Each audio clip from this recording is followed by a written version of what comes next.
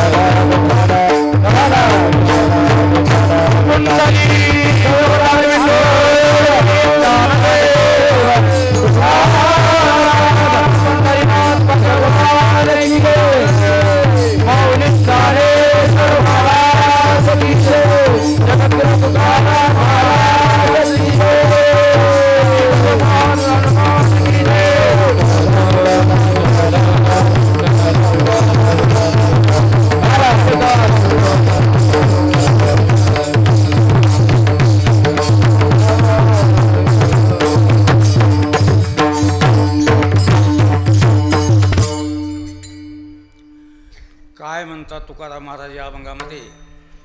ये दशे चरित्र केले नारायणे, रांगता गोदने राखीत आहे. माझी वाणी तुझे वर्णी गुणनाम, ऐसे देई प्रेम काही कळा.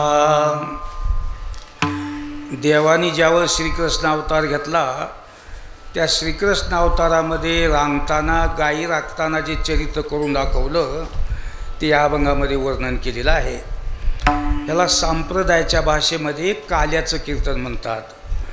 जसं लग्न म्हणलं की साडी झाली पाहिजे, तसं सप्ताह म्हणलं की काला झाला पाहिजे. आता इथं टायमाचं बंधन नाही. वराड निवांत असेल तर 2 तास बी साडी केली तर चालतंय. वराड जर जास्त गडबड करू लागलं तर 10 मिनिटातही साडी करून त्याला पाठवून दिलं तर चालतंय. तसं इथंसुद्धा टायमाचं बंधन नाही. निवांत असाल 2 तास काला करता येते, गडबड असेल तर 10 मिनिटातही काला करून आपल्याला समाप्ती करता येते. पण नेम सारावा लागतो, झालं बस. बरं महाराज, काल्याचं कीर्तन जे लोक म्हणतात, आज आमच्या सप्त्याची समाप्ती आहे. काल्याचं कीर्तन म्हणजे जगामध्ये आपण जाहीर करतो. नेमकं काला म्हणजे काय असतो? काला म्हणजे चरित्र ते उच्चारावे केले देवे गोकुळी. देवानी श्रीकृष्ण अवतारामध्ये जे चरित्र केलं ते तोंडानं सांगावं, कानानं ऐकावं, सांगणं संपलं की प्रसाद वाटावं, त्याचं नाव काला. आता इथं बऱ्याचशा लोकांची मनामध्ये शंका आहे की महाराज तुम्ही बऱ्याचशा कीर्तनात सांगता की सगळे देव इथून तिथून सारखेच आहेत, कोण्याही देवाची भक्ती केली तर एकच आहे. तुम्ही बऱ्याचशा कीर्तनात आम्हाला असं सांगितलं, मनुष्य जन्मात आल्यानंतर प्रत्येक माणसानं दररोज नित्यनियमानं 1 तास तर देवाची पूजा केली पाहिजे. कोणत्याही दिवसातून 24 तासातून 1 तास देवासाठी काढला पाहिजे. कारण तुम्ही या जन्मामध्ये जर देव नाही केलं, नित्यनियमानं देवाची पूजा ध्यान जप जर नाही केला, तर आपल्याला यानंतर चंद्र सूर्य तोपर माणसाचा जन्म मिळत नाही. देवानं जन्म देतानाच आपल्याला असं दिलेलं आहे, तुला माणसाचा जन्म देतो पण मजा ध्यानावर आहे ना मजा नादामध्ये राह. मला सोडून जर बाकीचे फालतू कामं केलास, हे जन्म संपला की तुला चंद्र सूर्यात उपर माणसाचा जन्म देणार नाही. 84 लाख जन्माची चक्कर फिरवीत राहील. हे जन्म घेऊन दिलेला आहे. त्या करताना आपल्याला जर हे जन्म संपल्यानंतर 13वी झाल्या जर 14व्या दिवशी माणसाचा जन्म पाहिजे असेल तर दररोज कोण्या कोणा पण देवाची नित्यनेमानं आपण पूजा केली पाहिजे. आता तुम्हाला जे आवडत असेल देव, महादेव आवडत असेल महादेवाची पूजा करा, दत्तात्रय आवडत असेल दत्ताची करा, रामाची करा, विठ्ठलाची करा. कोणत्याही देवाची जरी पूजा केली तर तो देव तुम्हाला पुन्हा माणसाच्या जन्माला पाठवून देतो. आता तुमच्या आवडीचा प्रश्न आहे. बस देवामध्ये कसल्या प्रकारचाच कमीपणा नाही. तुम्हाला ज्या देवाची करू वाटेल त्या देवाची पूजा करा. कोणताही देव तुम्हाला 84 पडू देत नाही, माणसाच्या जन्माला देतो. असं तुम्ही बऱ्याचशा कीर्तनात सांगितलेलं आहे. कारण काही लोकांचं म्हणणं आहे हे देव मोठा ते देव मोठा. देव लहान मोठा म्हणते ते आणखी अभ्यासच कशाचा केला नाही म्हणा. बस देवात कुठं कमी जास्त लहान मोठा असतंय का? हे फक्त महादेव, दत्तात्रय, पांडुरंग, राम हे फक्त नावं बदलून आहेत. राष्ट्र सगळ्याच्या अंगात एक शक्ती आहे. बस अशा गंगेच्या कडेला नाव्या उभ्या होत्या. एकीला हिरवा कलर दिलता, एकीला पिवळा दिलता, एकीला निळा दिलता, एकीला काळा कलर दिलता. एक साहेब बॅग घेऊन आपले त्या नावाड्याकडे गेले. ते नाव चालवणाऱ्याला सांगितलं, म्हणजे नावाडी बुवा हिरव्या नावात बसावं का, पिवळ्या बसावं का, काळ्या बसावं का, पांढऱ्या नावात बसावं, आम्हाला पलीकडल्या कडेला जातं आहे, कोणती नाव पलीकडल्या कडेला नेते या म्हणलं. त्यानं म्हणले साहेब आम्ही रंग बदलून दिलेत हो, सगळ्या नावा पलीकडच देतात, म्हणजे तुम्हाला बसू वाटेल त्या नावेमध्ये बसा. बस तसे देवाचे नावं वेगवेगळे आहेत. ओम नमो शिवाय म्हणा जन्म मिळतोच, दत्त दत्त म्हणा जन्म मिळतोच, राम राम म्हणा जन्म मिळतोच. गडे हो तुमच्या इच्छेचा प्रश्न आहे, पण कोणी कोण्या देवाची पूजा केला तर कुणाचंच वाटोळ होणार नाही, सगळ्याला एकच रस्ता मिळणार. मग असं तुम्ही बऱ्याचशा कीर्तनात आम्हाला सांगितलेलं आहे. मग सगळे देव तर सारखेच आहेत. मग सप्त्याच्या समाप्तीच्या दिवशी तुम्ही काल्याच्या कीर्तनाला कृष्णाचंच कसं चरित्र सांगतो, बाकीच्या देवाचे का नाहीत? आता बरेचसे महादेवाची भक्ती करणारे आहेत. महादेवाचे भक्त म्हणतील आमच्या महादेवाचा अभंग म्हणून काला वाटा की हो, भस्मवटी रुंदमाळा हाती तिरसूळ नेत्री ज्वाळा हे अभंग म्हणून काला वाटावा. की रामाचे भक्त आहे दुनियामध्ये, आमच्या रामाचा अभंग म्हणून काला वाटा. तारी आयशे जडण उदकावरी जो दगड म्हणून काला वाटा. काही दत्ताचे भक्त आहेत, आमच्या दत्ताचा अभंग म्हणून काला वाटा. 3 शिरे 6 हात तया माझा दंडवट म्हणून काला वाटा. आज प्रत्येक कीर्तनामध्ये प्रत्येक महाराज कृष्णाचंच कसं चरित्र सांगते आणि प्रसाद वाटते, अशी बऱ्याचशा लोकांच्या मनामध्ये शंका आहे बरं दुनियामध्ये. आणि तुमच्या शंकेमध्ये मी सुद्धा सहभागी आहे म्हणा की, मला सुद्धा तुमची शंका मान्य आहे. पण कृष्णाचं चरित्र सांगून काल्याची समाप्ती सप्त्याची समाप्ती जे केली जाते, हे बारक्यासारख्यानं जर कुणा नियम घातला असता तर आम्ही तवाच उधळून लावला असता. हे पण हे काला जे आलेलं आहे का नाही, श्रीकृष्णाचं चरित्र सांगून समाप्ती करा, हे व्यास महाराजापासून चलत आलेलं आहे. व्यास महाराजापासून असं म्हणून आम्हाला पुढे चलवणं भाग आहे बरं. तर आता तुमच्या मनातली शंका थोडी कमी करण्यासाठी कृष्णाचं चरित्र काल्याला का वापरतेत, कृष्णाच्या चरित्राचं काल्याच्या ह्याच्यामध्ये महत्त्व का, कशाबद्दल, हे कुणं ठराव केला, कसं केला? कारण लोकांच्या मनात एवढं फिट्ट बसलेलं आहे. काही माळकरी असतील, काही बिनमाळकरी असतील, कोणी बी असले, काल्याचं कीर्तन म्हणलं की कोणताही महाराज कृष्णाचं चरित्र सांगते, असं फिट्ट तुमच्या डोक्यात बसलं.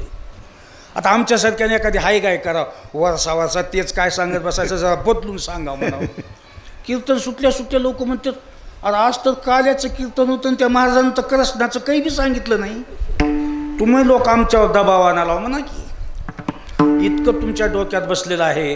तर कृष्णाचं चरित्र शेवटला सप्त्याच्या का वापरतेत, काल्याचा जन्म कुठून झाला, काल्याचं उगमस्थान काय, काल्याचा निर्माता काय, ही थोडी मूलस्तंभामध्ये काल्याच्या कीर्तनाबद्दलची तुम्हाला माहिती सांगतो आणि तिथून पुढे काला करायला सुरुवात करतो. विठाला कुंडली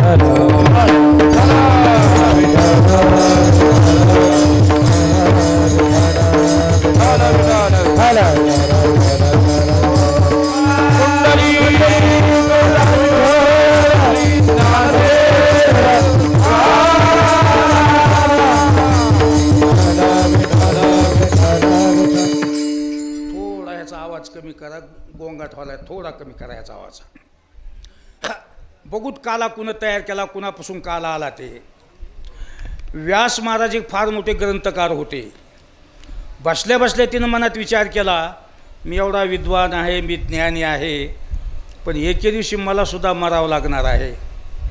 आज आपण जेवढे माणसाच्या जन्मात आलोत ना, प्रत्येकाला कधी ना कधी मरावं लागणार. बस एक दिन ऐसा आएगा सबको जाना पडेगा. बांधलेलं घर, घेतलेलं शेत, केलेली बायको, झालेली लेकरं, असलेला पैसा, दिलेली सत्ता जागच्या जागी ठेवून आपल्याला जावं लागणार. बस कोणी म्हणते तुम्ही का सांगणार सुद्धा सोडून, मी सुद्धा ह्याच्यामध्ये आहेच, मला सुद्धा जावं लागणार. आता एकंदरीत आपण जेवढी इथं बसलोत का नाही मंडपामध्ये, सगळे बसस्टँडवर बसलेली माणसं आहेत. कोणी कोण्या गाडीनं, कोणी कोण्या गाडीनं जाणार आहे. बस आता फरक एवढाच आहे, म्हातारी माणसं थोडी सुपर गाडीनं जातील, आम्हाला जी मिळेल त्या गाडीनं जावं, पण जावं लागणार. बस मेल्याशी गत्यंतर नाही. बस मग व्यास महाराजांनी विचार केला, मी एवढा विद्वान, एवढा ज्ञानी असल्यानंतर जर मृत्यू पावलो तर माझं प्रथेवर काय राहणार. बस म्हणून मोठे माणसं जातेत, मरण पावतेत, पण उगीच्या उगी मरत नाहीत. प्रथेवर आपलं पाठीमागं काही तर नाव राहिलं पाहिजे.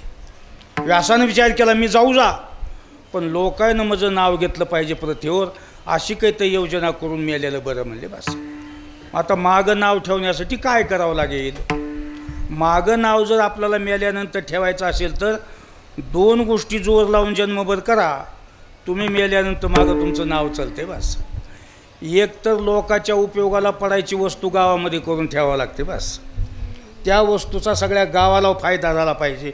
उदाहरणार्थ पाण्याची टाकी बांधा, सगळं गाव पाणी पितंय, मेलाच तरी पाण्याला आल्या लोक म्हणतात गेला बिचारा, पण एवढी गावची सोय करून गेला बघा. बस सार्वजनिक लोकाच्या उपयोगाला पडणारे कामं जर तुम्ही केले, ते काम आहे तोपर्यंत तुमचं मागं नाव राहते. बस किंवा मोठं एखादं देवस्थान संस्थान तयार करून ठेवा.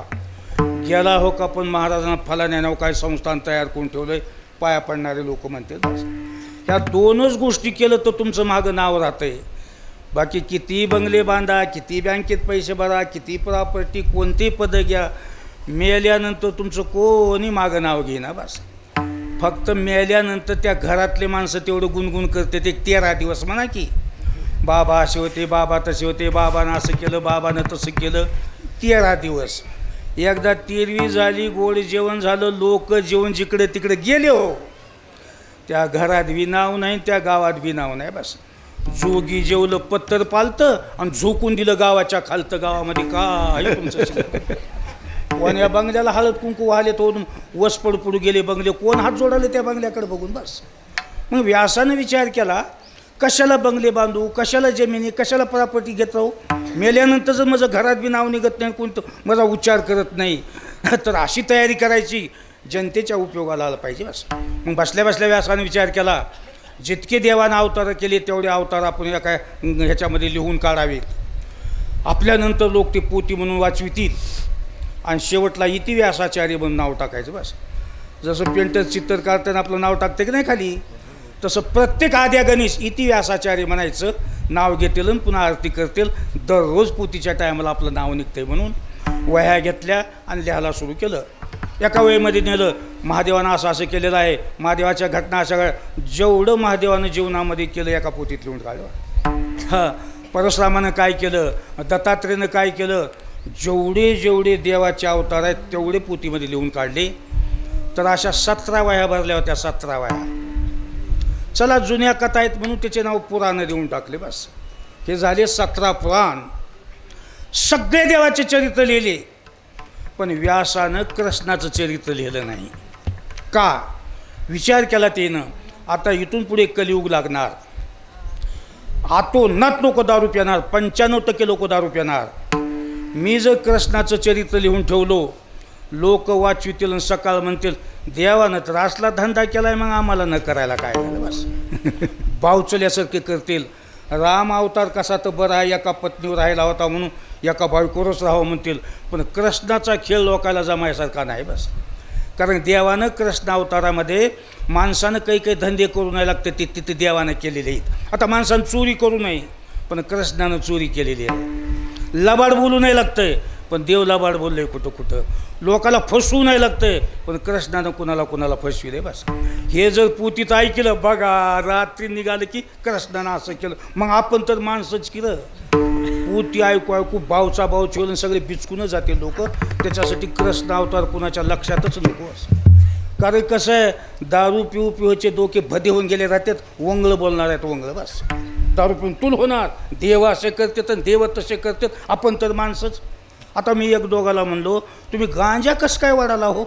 महादेवानं वाढलेला आहे, मग आम्हाला न वाढायला काय झालं? आता महादेवानं विष पेल तर तू पितोस का म्हणावं बस. उगं मोठ्याचं खुलकुल घेऊन हलवीत बसायची सवय लागली हवं या लोकायला. मोठ्या माणसानं काही केलं की मग आम्हाला न कराय काय झालं? त्याच्यासाठी कृष्णाचं चरित्र नगच म्हणून कॅन्सल केलं बस. मग 17 पोत्या तयार झाल्या. कृष्णाच्या लक्षात आलं, यानं सगळे देवन सगळे अवतार माझे लिहिले, पण माझा कृष्णाचा अवतार लिहिला नाही. म्हणून मुद्दाम त्याच्या भेटीला गेले. व्यास बघितल्या कृष्ण या म्हणले बसले. कसं काय येणं केलं? बरं हे रे, तू सगळे चरित्र माझी लिहून हो म्हणले देवा. शेवाई घडली, महागारी लोक नावं बी घेतील म्हणले, घडावं म्हणूनच केलो म्हणले. चांगलं काम केलंस म्हणले. बोलणं सोपं आहे पण लिखाण करणं फार अवघड आहे म्हणले. केलो एवढी शेवा म्हणले. बरं हे रे, म्हणजे कृष्णाचं चरित्र कसं काय कुठे लिहिलं नाहीस म्हणले तू? ते मुद्दामच कॅन्सल केलो आहे म्हणला. का? तुमचं चरित्र जर लोकांच्या ध्यानात आणलं तर लोक बिघडतील म्हणला, माणसात माणूस राहणार नाही म्हणला बस. राम अवतार बरा आहे म्हणला, काही का असं ना, रामानं जसं वागलं तसं लोक वाढले की जग सुधरते म्हणला. तुझं काय सगळा गोंधळच आहे की मला त्या अवतारामध्ये, म्हणून हे लोकांच्या नजरेसमोर नको म्हणूनच कॅन्सल केलो म्हणला बस. त्यावेळेस कृष्णानं स्वतः सांगितलेलं, व्यासा हे वेडी समजूत आहे, तुझा गैरसमज आहे. कृष्णाच्या अवतारानं लोक वाया जातील असं तू म्हणतोस का? सगळ्या अवतारापेक्षा लाडका अवतार माझा कृष्णाचाच आहे म्हणले. ते वैयक्तिक तुझं घरगुती झालं म्हणला, पण जनतेला त्याचा काय फायदा आहे म्हणला बस. त्यावेळेस कृष्णानं सांगितलं, जे राम काम करू शकणार नाही, जे परशुराम काम करू शकणार नाही, जे कोणत्याच देवामध्ये शक्ती नाही लोकांचे कामं करण्याची, ते म्हणजे कृष्ण अवतारामध्ये शक्ती आहे. हे तू ओळखीला नाहीस म्हणले मला बस. काय शक्ती आहे, काय कामं करतात लोकांचे सांग. त्यावेळेस कृष्ण अवतार जनतेच्या उपयोगाला काय पडते आणि काय कामं करते त्याची पद्धतशीर कृष्णानं माहिती सांगितलेली बस. तर काय म्हणले होते व्यासाला सांगताना, व्यासा मी दुनियामध्ये 360 तीर्थ तयार केलो आहे म्हणले.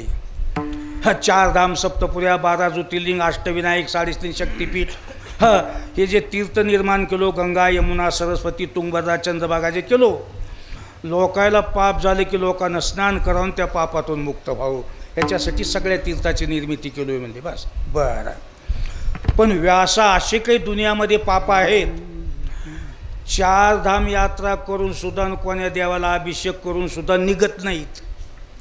इतके निबर पाप आहेत. ते पाप काढण्याचं सामर्थ्य फक्त माझ्या कृष्णाच्या चरित्रात आहे म्हणजे बस. असं आहे का म्हणले? हो. हे बाकीचे तीर्थ काम करतील म्हणला, पण भारी पाप आहे हीची ताकद नाही म्हणजे काढण्यासाठी बस.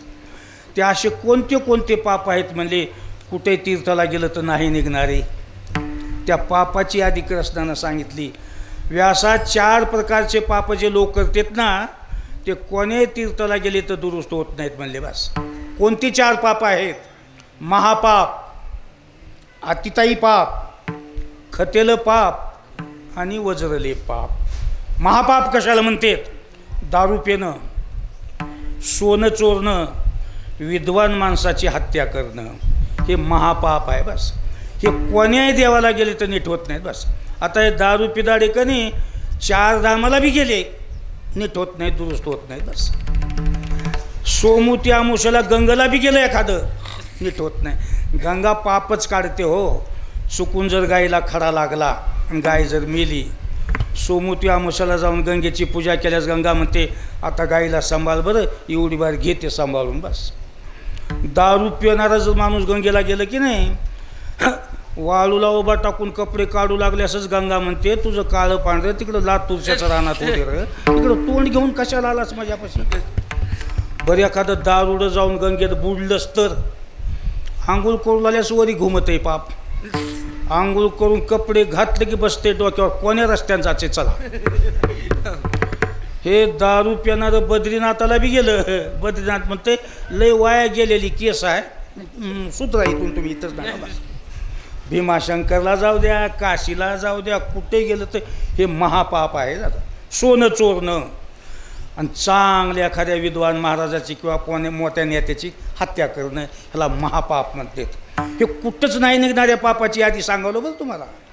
अतिताई पाप, वीज घालून मारणं, फुकून देऊन एखाद्याचं नुकसान करणं, कोणी ऊस पेटून देते, कोणी कुणाचे कडबीज पेटून देते ना, हे अतिताई पाप आहे. हे सुद्धा 4 धाम यात्रेला सुद्धा जाऊन निघणं बास, याला अतिताई पाप म्हणतात.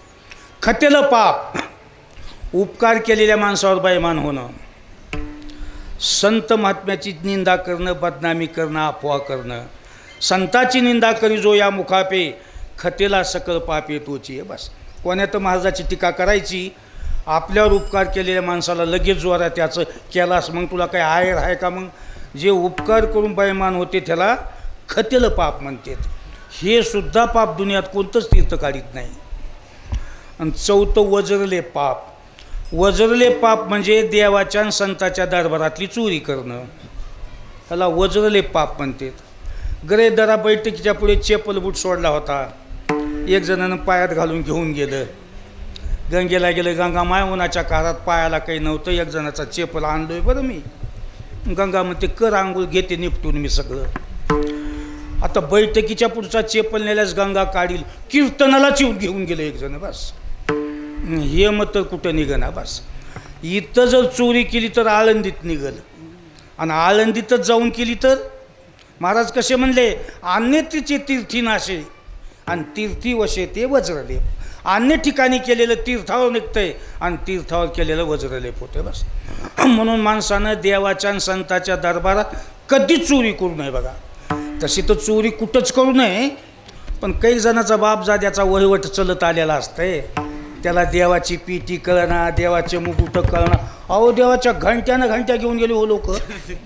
का उतारल्यावनी करालेत की दिसून आल्यावनी करालेत की चोरी तर कुठली करावं हे तर कळाले का बस. ह्याला कोणतं पाप म्हणतात, वजरले पाप बस. दर व्यासा हे 4 पाप दुनियामध्ये कोणतंच तीर्थ काढू शकत नाही म्हणजे. मग हे पाप करणाऱ्या लोकांनं माझं जर कृष्णाचं चरित्र जर चित लावून ऐकलं, खन सगळ्या पापाला हकालपट्टी करून त्या माणसाला मी पवित्र करतो मला बस. चमकलच व्यासबी. मग एवढं भारी काम होत असल्यास चांगलाच अवतार आहे म्हणजे. तशी यादी बी देतो की तुला घे यादी म्हणले. कृष्णाची चोरी गीत गाता, सोर नसते या पावनता, कृष्णाचा बेबीचार वर्णिता, गुरुतल्पकता हरिदोष. मी लहानपणी लोण्याची चोरी केलो म्हणला. ती कशी चोरी केली, गवळणी कशा धरू लागल्या, कानानं ऐकलं, तोंडानं सांगितलं. कसलंही सोनं चोरलेलं पाप असू द्या मला हाकालून देतो त्याचं बस. पुतना प्राणपै शोषण, हे जो नित्य करी पठन, सुरापानादिक दोष दारून हारे संपूर्ण विश्वास का. कंसाचा ऐकून ती पुतना नावाची बाई स्तनात वीज भरून आली होती, तिला मीच मारून टाकलो. ते पुतनेचं माझं चरित्र कानानं ऐकलं, तोंडानं जर सांगितलं, दारू पेलेलं आणि वीज घालून मारलेलं पाप कॅन्सल मी करून टाकतो म्हणला बस. काळ्या मृदन स्मरे जो मानसी, न डंकिती तयाशी सर्पकुळे. यमुन्याच्या डोहातला काळा साप मी मारलो जाऊन. ते कसं चरित्र झाले, कानानं ऐका, तोंडानं सांगा. त्याला काळा साप मी कधी चावू देत नाही मला बस. आता कृष्णाची पूजा करणाऱ्या माणसाला काळा साप कधी चावत नाही, चावला तरी चढत नाही. त्यांचं ते इमान केलेलं आहे. तुझं नाव जरी कुणं घेतलं तर चावलं तरी उतरून जाईन, पण त्या माणसाला धक्का लागू देणार नाही बस. श्रावण वद्य अष्टमीच्या दिवशी रात्री 12 वाजता जन्मलो व्यासामी म्हणले. माझं अष्टमीच्या दिवशी एखाद बाईनं चित लावून जर माझं जन्मचरित्र ऐकलं किंवा पोथी वाचली तर त्या बाईला बाळांथा नावाचा रोग आणि प्रसूती यातना मी होऊ देणार नाही म्हणला बस. घेऊन आला अग्न म्हणजे तुझ्या घराशी लावीन, देन तोंडावर तुझ्या बापाचे हे घर. मी एका गवळींच्या घरला सनकाड्याची पेंडी घेऊन घर पेटवाय गेलतो म्हणला. तर तिचं माझं पेटवा पेटीचं झालेलं चरित्र कानानं ऐकलं आणि तोंडानं जर सांगितलं तर फुकाफुकी केलेलं पाप निपटून जाईल म्हणजे बस. कारण एका गवळींच्या घरला अशी सनकाड्याची पेंडी घेऊन कृष्ण गेला होता आणि त्या गवळीला म्हणला, तुझ्या घरातला पसारा कोणता काढायचा तर काढ, हे तुझं घर रस्त्यात आलं, मी रुंदीकरणाचे काम चालू केलं, हे घर उठवायचं आहे तुझं म्हणले, मी फुकून देणार आहो म्हणला. मग ती गवळण मुंडाली मजच कसं घर रस्त्यात आले, पाठीमागून इथून तिथून काढी ती की निटुबा कर की. आता त्या पाठीमागल्या घरानं किती आणले रस्त्यामध्ये, बघ बघ ते वाटा किती रस्त्यात आणलाय, त्यानं संडास किती रस्त्यात बांधले, मजच कसं उठवाल असं म्हटलं. त्यावेळेस कृष्ण त्या गवळणीला बोललेला आहे, ह्या गावची काही रीत रिवाज तुला माहीत आहे का? म्हणली नाही.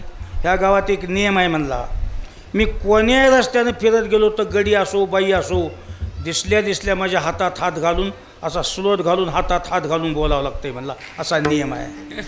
3 वार झालं तुझ्या घराच्या पुढून जातोय म्हणला, मला बघितल्या तिकडं तोंड करून उभारतेस म्हणला, लय सुंदर नीटास आहेस का म्हणला, माझं तोंड बघायचं नाही तुला, त्याच्यासाठी ही 7.5 गावातच नग म्हणला, कुठं पसारा नगर तुझं गावचा. त्या गवळण हात जोडला आणि ते कृष्णा असा काही मला ह्या गावचा काही नियम माहीत नाही, तसं जर काही असलं तो उद्या तू दिसल्या मी स्लोट घालते आणि तुला हातात हात घालून हसून बोलते, हां असं जर वागलीस थोडं अंगण पुडी बी आणलीस तरी मी तुला काही म्हणणार.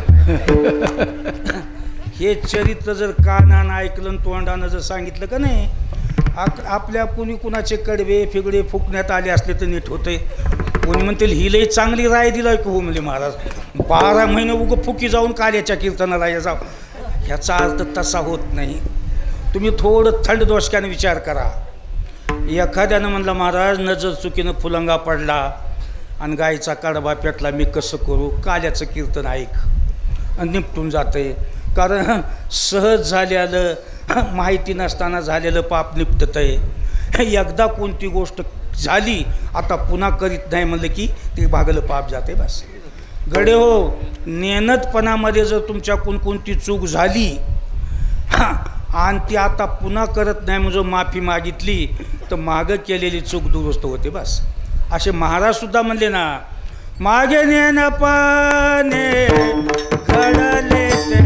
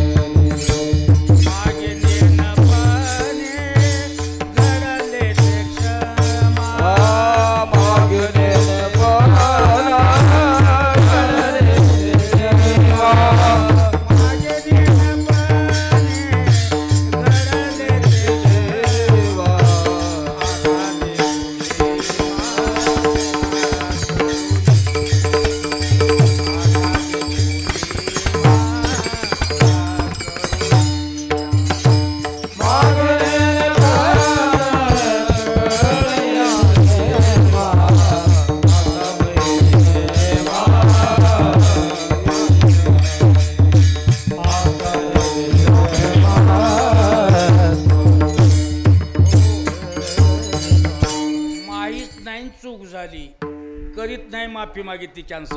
गृहीत धरा एकादशी आहे, एक माणूस एकादश धरीत होता पण त्याला एकादश आहे म्हणून माहीतच नाही, जेवाय बसलं, 4-5 घासं खाल्लं, शेजारचं माणूस आलं म्हणलं आज कसं काय जेवायला? असं म्हणला का का एकादश, आज एकादश आहे. कळाल्या तोंडातला घास तुकून टाकला, हातातला फेकून दिलं आणि ताट बाजूला सारलं, हात धुतला, मला माहीतच नाही म्हणलं, झालं ते झालं म्हणलं. मग तिथून पुढे फराळ केला, ही एकादश त्याला पावन झाली. हे जे जेवलं होतं ते न कळतपणात माहिती नसताना खाल्लं होतं, कळाल्या कॅन्सल केलं ना, तिथून पुढे एकादश जमली बस. दुसरं एक असं जेवाय बसलं, 4-5 घासं खाल्लं, शेजारचं माणूस आला, आज कसं काय जेवायलास? का बरं? आज एकादशी आहे. एकादश आहे हो. मग आता एवढं कालविल्याला खातो आणि पुन्हा करतो म्हणलं, ही पावन होत नाही, ही लागू आहे ना. कळाल्यास बी कसं कालविल्याला खावं म्हणालो. मागे नेनपणे घडले ते क्षमा. तसं मला बरेचसे लोक, आता मी आंध्रा भागात गेलो की लोक म्हणतात महाराज खरंच दारू पिणं पाप आहे का हो? म्हणलं हां, हे आम्ही सोयराला चहा पाणी सोयराचा सत्कार म्हणून दारू प्याला म्हणले. असं पूर्ण कृष्णानं माहिती सांगितली, व्याज बी खूप झाले. एवढं जर अवतार तुमचं काम करीत असेल तर काय म्हणणं आहे सांगा. मग कृष्णानं सांगितलं 17 पुराणं तयार केलायस ना, हो, आणखी एक पुराण तयार कर म्हणले. आणि त्या पुराणामध्ये सगळं माझं कृष्णाचं चरित्र लिहून काढायचं म्हणले. बस घेतली वही आणि पुराण लिहून सगळं कृष्णाचं वर्णन केलं आणि त्याला हरिवंश पुराण नाव देऊन टाकलं. बस झाली समाप्ती. सगळे पुराणं किती आहेत? 18. 17 पहिले केले होते, 18वं पुराण हे कृष्णाचं चरित्र करून संपले. बस संपल्यानंतर पुन्हा देवा श्रीकृष्ण आले. व्यासा भारी काम झालं, 17 पोत्या लिहिलतास पण मन भरून आलं नव्हतं, पण 18व्या पोतीनं मन भरून आलं. म्हणले तुला एक महत्त्वाची गोष्ट सांगतो. म्हणले जशी 17 पुराणाची समाप्ती कृष्णाचं चरित्र सांगून झाली ना, इथून पुढे कोणते धार्मिक कार्य जर चालू केले तर शेवटच्या दिवशी पुराणात जसं समाप्ती केली कृष्णाच्या चरित्रानं, तशी कोणत्याही कार्यक्रमाची समाप्ती करताना 2 का होईना पण गोष्टी कृष्णाच्या सांगून ते कार्यक्रम संपी जा. केलेल्या कार्यक्रमाला माझा शुभ आशीर्वाद राहील म्हणजे. बस तेव्हापासून एवढा 2 का होईना पण गोष्टी सांगाव्या लागल्या तर आम्हाला. बस कारण ही गोष्ट फार महत्त्वाची आणि भारी आहे. म्हणून बरेचसे लोक म्हणतात ना, हे जरा कळतंय की नाही. बरेच लोक म्हणतात आता मधी काही सप्त्यात येईना, मी आता काल्याच्याच कीर्तनाला येतो. बस कारण कसं आहे, हे पगारीचा दिवस आहे वाचा आहे. म्हणजे आपलाही कुठं तर वाकडा पाऊल पडत आहे, चुक्या होत्यात. राईट तुम्ही लोकांना बघा, वेळातला वेळ काढून कुठं काला होत असेल तिथं जावं का. आपलाही कुठं वाकडा पाऊल पडला तर ते झगडं निपटून जाते. बस तुमच्याकडून जर काही पाप झालं कीर्तन ऐकलं की निघते, त्याच्यासाठी काल्याचं कीर्तन टच करी जा. बस पुन्हा काही लोकांना अशी शंका घेतली, महाराज पाप काढावंच लागते असं काही आहे का? कसं बोललो लक्षात आलं का? एक जण सांगितलं तुझ्याकडून पाप झाले, काल्याच्या कीर्तन जा. मला पापच काढायचं नाही की म्हणला. तर गडे हो, कोणती गलती कोणती चूक जर पाप जर झालं असलं तर तुम्ही काढून टाकलेलं चांगलं राहील. कारण ते पाप जर तुमच्याकडून झालं तर ते पाप बसू वाटेल तोवर बसतंय. बसून बसून कंटाळा आले तुमच्यावर कारवाई करते, त्याने केस करते. ते सुद्धा जसा पायामध्ये काटा जर तसाच राहिला दुष्परिणाम होतील की नाही, तसं तुमचं पाप तुम्हाला पुढेच्याला केस करते. कळतीय का केस? हो, तुका म्हणे पापे आणि येती रोगाच्या रूपे. बस पाप रोगाच्या रूपानं तुम्हाला तकलीफ देत आहे. रोग दुनियात 2 प्रकारचे आहेत. औषध गोळ्याला दवाखान्यामध्ये जे नीट होतेत ते वातावरणानं झालेली राहतात. रोग लागले की माणसाचा गुताच काढतेत, खतमच. ते पापानं झालेलं राहते. बस एक जण म्हणला महाराज माझं सकाळपासून पोट दुखू लागलं होतं ना, मग चमच्यावर औषध पिलो की झालं म्हणला कमी. हे कमी जास्त खाण्यानं झालं होतं. हे दुसरा म्हणला म्हणजे एक डोकं दुखू लागलं, गोळी खाली कमी. हे थंडी उष्णतेनं झाल्या होतं, गेलं निघून. बस हे वातावरणाचे रोग आहेत. मग पापाचे रोग, कॅन्सर पापाची केस आहे. TB जुटणं पापाची केस आहे. रक्तपिती पापाची केस आहे. कोड फुटणं पापाची केस आहे. नवतरुणपणात अंगावून वारं जाणं, म्हातारपणाला काय वयमानानं होईल समजा. यंग पोऱ्या लग्न झाल्या झाल्या अर्धांगवायू पापाची केस आहे. आत्ती गरिबी किती धंदा केला तर होऊन येईना. बायकोच्या हातातलं खुरपं पडणार, नवऱ्याच्या हातातला इळा पडणार, डब्यात तर काही बी राहीना. पाप आहे पाप. सगळंच घरात आहे पण ते आपल्याला त्याचा काहीच उपयोग नाही. पाप म्हणावं लागतं आपलं. बस अशी साखर आहे, असं तूप आहे, असे तांदूळ घरामध्ये ढीग लागला आहे. पण डॉक्टरने सांगितलं साखर जर खालास वाचनास. पाप आहे पाप. किती पाप आहे बघा. सगळ्या लोकांना सणाच्या दिवशी मस्त साखरेच्या पोळ्या करून खावं आणि आपण मिठी मिठी त्याच्या तोंडाकडे बघावं. काही जणाच्या घरी साखर भरपूर आहे हो, उगा साखरेच्या ढिगात हात घालतंय. मोठी दिसायला ह्या भारची बघा. तुला काय उपयोग आहे त्याचा? एवढी घरात साखर असून खाणार नाही पाप. घरामध्ये सुंदर देवांगण्यासारखी बायको आहे, बघितल्या बघितल्या नजर लागल एवढी बायको सुंदर आहे. पण डॉक्टरनं सांगितलं तुला जर 4 रात्र वाचायचं असेल तर बायको माहेरला नेऊन सोड. कसला आदल पाप असेल बघा आता हे.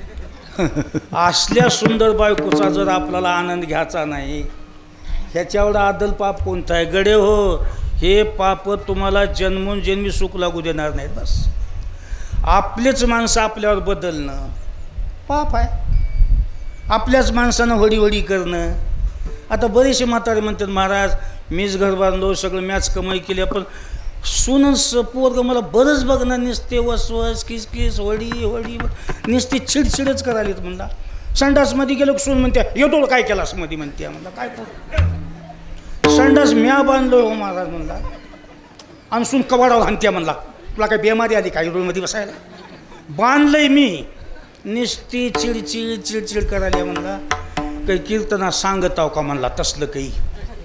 मी म्हणलो म्हाताऱ्या सुनचं लेकाचं म्हातारपणाला आनंदानं आयतं बसून खाला बी पुण्य पाहिजे रे. काय पुण्य करून आला निवळ सुनाचाही गुन्हा नाही हो. ह्या बदमाशाची पाप आहेत त्या म्हाताऱ्याची. ते काय करते बघा हेचं पाप सुनाला बसू देत नाही. ते पाप येते सुनाला डवचिते हेला काढायचं बघ हेला काढायचं बघ घराच्या बाहेर. मग त्या सुनाला बुद्धे कित्येक सुना बिचाऱ्या देवावणी आहेत पण हे पाप तिला बसू देईना ना. म्हणून चांगलं पुण्य केलं तरच आपल्याला एखादी सून चांगली मिळते. बस सून तर ह्यानंच ठरविलेली जाते की. आणि लोकाला म्हणते लेकरू चांगला आहे मी पैशाकडे बघणार नाही म्हणते. सोयरीक आपणच करते. लग्नाचा सवाजा आपणच करते. लग्न लागलं की आपणच घेऊन येते. टेकलं की ह्यालाच घराच्या बाहेर काढते. किती पाप असेल बघा. आपल्याच माणसानं आपल्याला बरं नाही बघणं पापच.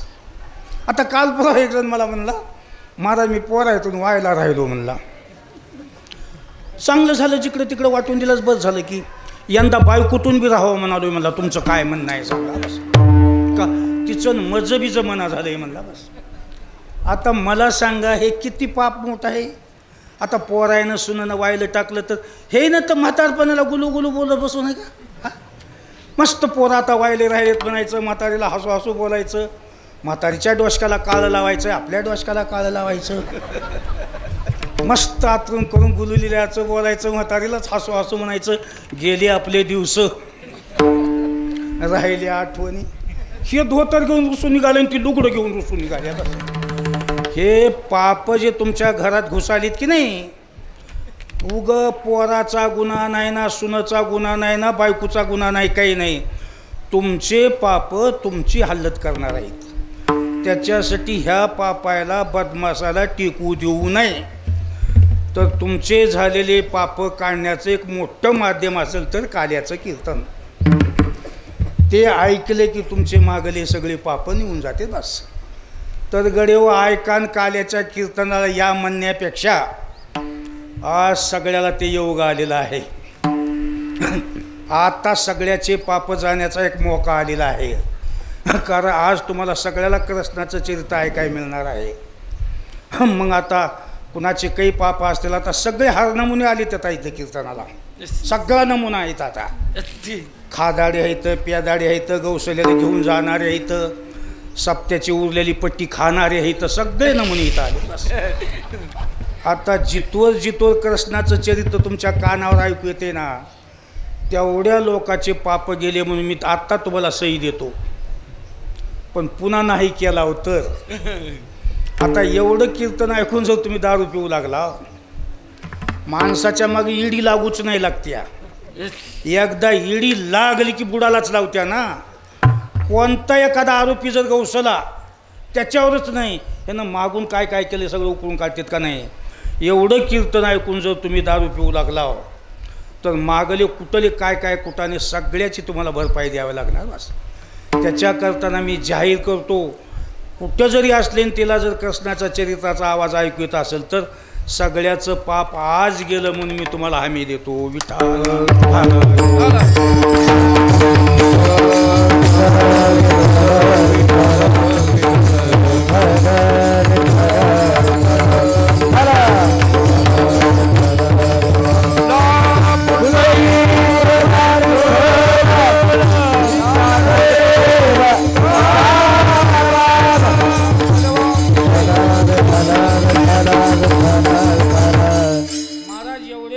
काढणारा कृष्णाचा अवतार सामर्थ्यवान आहे म्हणता. मग पाप निघण्यासाठी पूर्ण ह्याचं चरित्र सांगावं लागतं का कृष्णाचं सुरुवातीपासून शेवटपर्यंत. तसं बी काही नाही. अवताराचा कोणता एक पार्ट बी सांगितला तर काम ॲडजस्ट होते बस. नाही बुडापासून शेवटपासून जर सांगितलं तर 7-8 दिवस लागते त्याला. तसं काही बी नाही. गंगाचं पाणी अलीकडल्या कडेचं घेतलं का आणि धारातलं घेतलं का सारखंच बस. समुद्राचं पाणी काय चंबूत बी आणलं तर तेवढंच, कुठलं बी घ्या. तसं कृष्णाच्या अवतारातला कोणता बी भाग तुम्ही सांगू शकता ते काम होऊ शकते बस. मग आजच्या कीर्तनात तुम्ही किती सांगणार आहात? आज आता हो का अभंगात आहे तेवढं सांगणार आहात बस. चरित्र भरपूर आहे पण जे हात वारू नका. हो का, तुम्ही शांत बसा, हात वारू नका. बसले तिला बसू द्या. आज ज्या अभंगामध्ये जेवढं तुकाराम महाराजांनी सांगितलं ना तेवढंच मी आजच्या कीर्तनात सांगणार आहे. सगळं मला बी सांगता येत नाही. कसं आहे, अभंग म्हणजे कीर्तनकारासाठी वापे असतात. वापे वापे कळाले तुम्हाला? आता पिकाला जे वापे करता होते वापीच की. कशासाठी करता होती? पाणी इकडे इकडे जाऊ नये. अभंग म्हणजे कीर्तनकारानं अभंगाच्या इकडे इकडे जाऊ नये. अभंग बस. आम्ही एक अभंगात काढला आणि दुसरंच बोललालं की अभंग बी कुरकुर करते ना. आता मी अभंग एक काढून दुसरंच बोललालो, अभंग कुरकुर करते. माझं म्हणणं काय, लोकाला सांगालंय काय, ह्याच्यापाशी नाहीच राहिलेलं बरं. कारण ज्या वस्तूचा वापर जसा केला तसा केला तर ती वस्तू खुश राहते. महाराज म्हणले ना, रडे अलंकार दैन्याची कांती. दागिनेसुद्धा रडतेत. एखाद्या बाईनं दागिने केले, मस्त वापरत राहू दे ना बस. सतत अंगावर घालीत राहू, दागिने खुश केले मला आणि वापराली म्हणून दागिने तिच्यावर खुश राहतात. दागिने केल्यानं गुंडाळून कपाटात दपटून ठेवली आहे बस. ते दागिने बसून बसून बसून कटाळतेत. हिनं मला कशाला केलं असेल, दमकुंडीमध्ये कोंडून ठेवल्या. चोर दादा मला इथून काढायचं कर, आता हिच्यापाशी राहायचं नाही मला दिवस.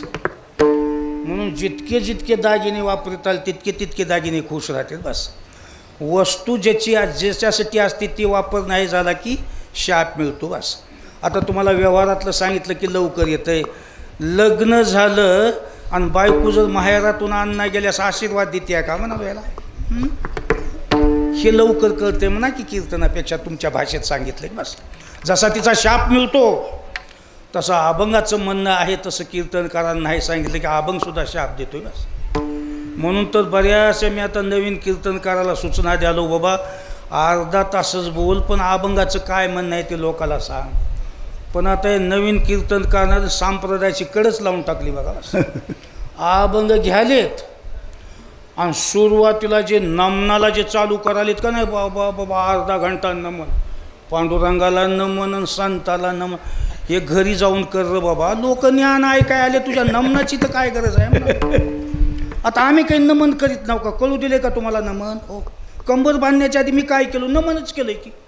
पण हे ह्याला नमन केलं पाहिजे, त्याला नमन, ओम नानुशार पांडुरंगा नमन. शिक अरे एवढी भानगड करण्यापेक्षा घरी जाऊन मोकळ्या रानात कर की.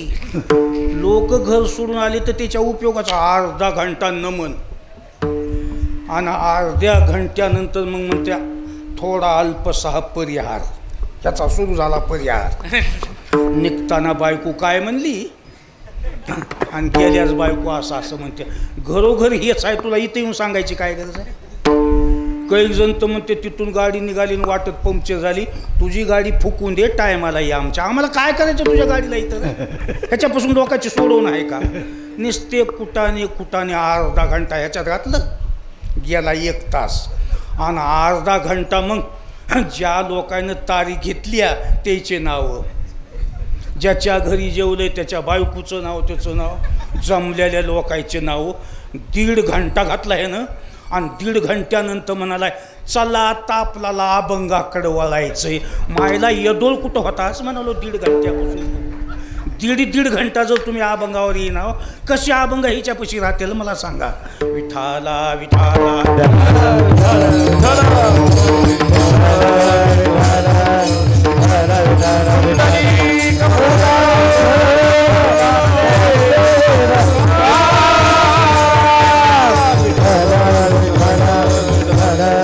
आणि उगाच म्हणते मला पुष्कळ बोलता येते पण वेळ नाही. वेळ भरपूर आहे तुझ्यापाशी सांगाय काही नाही. उचूतिया बनवू नको लोकायला बस. यानं पार कड लावून टाकली संप्रदायाची बस. अभ्यास नाही काही नाही, उगं पानसट बोलत बसाली बस. पण कसं आहे, शास्त्र सांगते अभंग जे संतानं काढलेत राईट, त्याचं म्हणणं काय ते लोकाला शोधून सांगा बस. तसं मला सुद्धा वायपट काही बोलता येत नाही. अभंगात जेवढं तुकाराम महाराजांनी सांगितलं तेवढंच आजच्या कीर्तनात सांगणार बस. मग आज अभंगामध्ये काय सांगितलं आहे? वेदचे चरित्र केले नारायण, वेदचे चरित्र केले नारायण, वेदचे चरित्र केले नारायण, वेदचे चरित्र केले नारायण, रंगता गुणाने, रंगता गुणाने रचिता माझी वाणी तुझे वर्णी गुण नाम, माझी वाणी तुझे वर्णी गुण नाम, रागिता गुणाने, रागिता गुणाने माझी वाणी तुझे वर्णी गुण नाम, माझी वाणी तुझे वर्णी गुण नाम. काय बोलले त्या अभंगात? ये दशे चरित्र केले नारायणे, रांगता गोदने राखीत आहे. दोनच भाग सांगितलेत आजच्या अभंगात. रांगताना काय केलं आणि गाय राखताना काय केलं. तर आजच्या अभंगात मी दोन भाग सांगणार बस. तर आता सुरुवातीला रांगताना काय केलं हे सांगतो आणि त्याच्यानंतर गाय राखताना काय केलं ते सांगतो बस. तर रांगताना श्रीकृष्णानं काय केलेलं आहे? रांगत रंगनी रांगत रंगनी चोरित लोणी, रांगत रंगनी चोरित लोणी, धावनी धरती धावनी धरती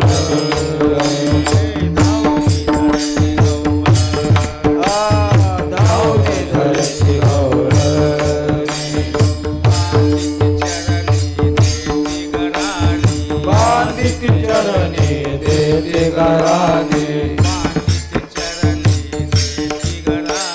बांधित चरणी देते घराने,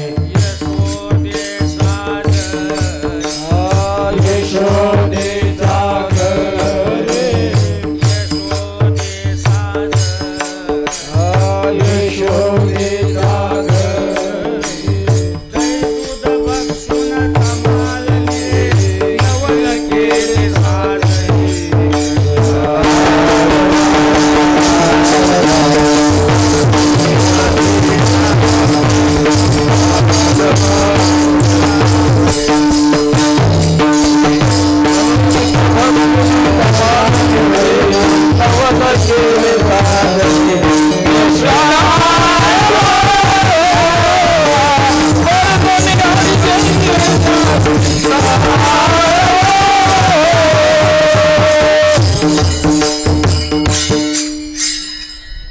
रांगत रंगनी चोरीत लोणी. श्रीकृष्ण देव रांगत असताना लोणी चोरत होते. मग ज्या गावामध्ये लोणी चोरत होते ना त्या गावामध्ये 3 नमुन्याच्या बाया राहत होत्या. कोण्याही गावात 3 नमुन्याचे माणसं राहतात. एका आडनावाचे राहू द्या, एका जातीचे, एका मायबापाचे राहू द्या, 3 नमुने घरोघर गावोगाव आहेत. तसं त्या गावात 3 नमुन्याच्या बाया होत्या. कोणत्या कोणत्या? एक नमुना श्रीकृष्णानं जर लोणी खाल्लं खुश राहत होत्या, खुश, आणि म्हणत होत्या कुणाला घडालंय.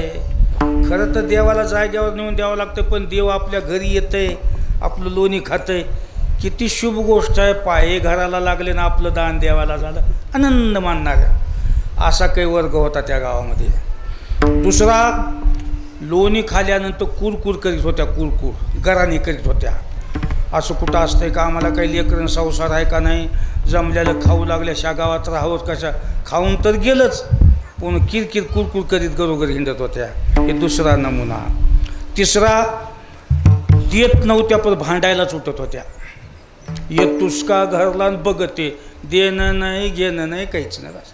तसे हर गावोगाव नमुने असते बस. मग देवाने विचार केला, मी ज्या ज्या बाईचे लोणी चोरलंय त्या बाईच्या मनात माझ्याबद्दल काय काय आलंय. मग ज्या बाया लोणी खाल्यानंतर खुश राहत होते की खुश, देवानं तिच्या घरी दुप्पट उत्पन्न द्यायचं, दुप्पट फायदा. किलोभर लोणी खाल्लं की दुसऱ्या दिवशी 4 किलो लोण्याचा उंडा काढून द्यायचा बस. तरी दुधे डेरे भरले रांजण, खायते भरून दावी दुनी. 1 किलो लोणी खाले की 4 किलोचा. आणि तिनं नवऱ्याला सुद्धा परत्याला आणून दिलं. हो का, इकडे या की म्हणली, तुम्हाला सांगतो म्हणली मी, देवानं काल लोणी खाऊन गेलं 1 किलोभर म्हणली. तितकंच दुधी जुळालं आहे आणि तितकंच दही आहे. रोज लोण्याचा उंडा असा उचलून मी फरताळा ठेवते म्हणली. तेवढ्याच दह्यात आज उंडा उचलना झाला दोन्ही हाताला म्हणली. मला माहीत आहे म्हणली, देवाला दिल्यानं काही कमी पडत नसते, म्हणून तर मी गप्प हो म्हणली बस. मला देवानं खाल्याला लई आवडत आहे म्हणली. आणि किती फायदा आहे बघा बस. ज्या खुश राहत होते त्याच्या घरी दुप्पट फायदा. ज्या कुरकुर करीत होत्या आणि घराने करीत होत्या की नाही, असं आहे का म्हणला. हो, आता हिला लय भारी द्याय जाऊ, घराने करायला या म्हणला. दिवाळं काढू, खाल्याला आहे म्हणला. कारण कुरकुर केल्यानं हरसून तरसून दिलेलं दान देवाला पटत नाही. हिनं जर गप्प बसली असती तर दुप्पट दिलो असतो म्हणला. पण किरकिर करायला ना हो, व सालचंदी द्यावा जरा काय, दिवाळं बी काढता येणार की कसं बी खाल्याला आहे की बस. हां, म्हणून जितक्यापुरतं जे दान देती निर्मचून, ते दाना माझी आपावन. लोकांना देवाला 100 रुपयेच पट्टी देण्यापेक्षा 50च द्यावी, पण खुशीनं हौसनं द्यावी बघा. लोका घ्या म्हणा, हरसून वग तोंड पिंगळेवाने डोळे करून धंदेच नाही तुम्हाला उठाला की सप्पात आहे काय, आम्हाला काय संसार करू देत, असं किरकिर करून देऊ नये कुणा. नाही दिलास तर नाही दिलास. तिरस्कारानं दिलेलं दान देवाला मान्य नाही. कामं होतील पैसे दिल्यास, पण देण्याची लाईन कशी आहे बघूनच त्याचा उपयोग होणार बस.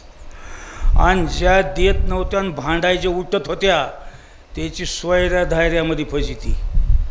एक बाई अशीच रस्त्यात म्हणली, तुला काही घर मोकळं दिसाले का, उठालास की चोऱ्या करायलास. हा, आणि मला काकू तुझ्या घरला तर कधी आलो नाही की. मी हॉटाला लावाय लोणी देणं ते कशाला माझ्या नादी लागालस तू. आणि आलूच्या का तिथं फजिती करीन, तू माझी फजिती करतीस, तुझी देवनारायण फजिती करीन. नाही येच तू आता तुला दाखवते म्हणजे बस. कृष्ण मनातल्या मनात म्हणला, खाल्याला माणूस शिरमिद राहते, मला देणं नाही घेणं नाही, भलतंच बोलायला म्हणला. हिचा घर नंबर कोणता आहे ते ध्यानात ठेवावं लागेल म्हणला.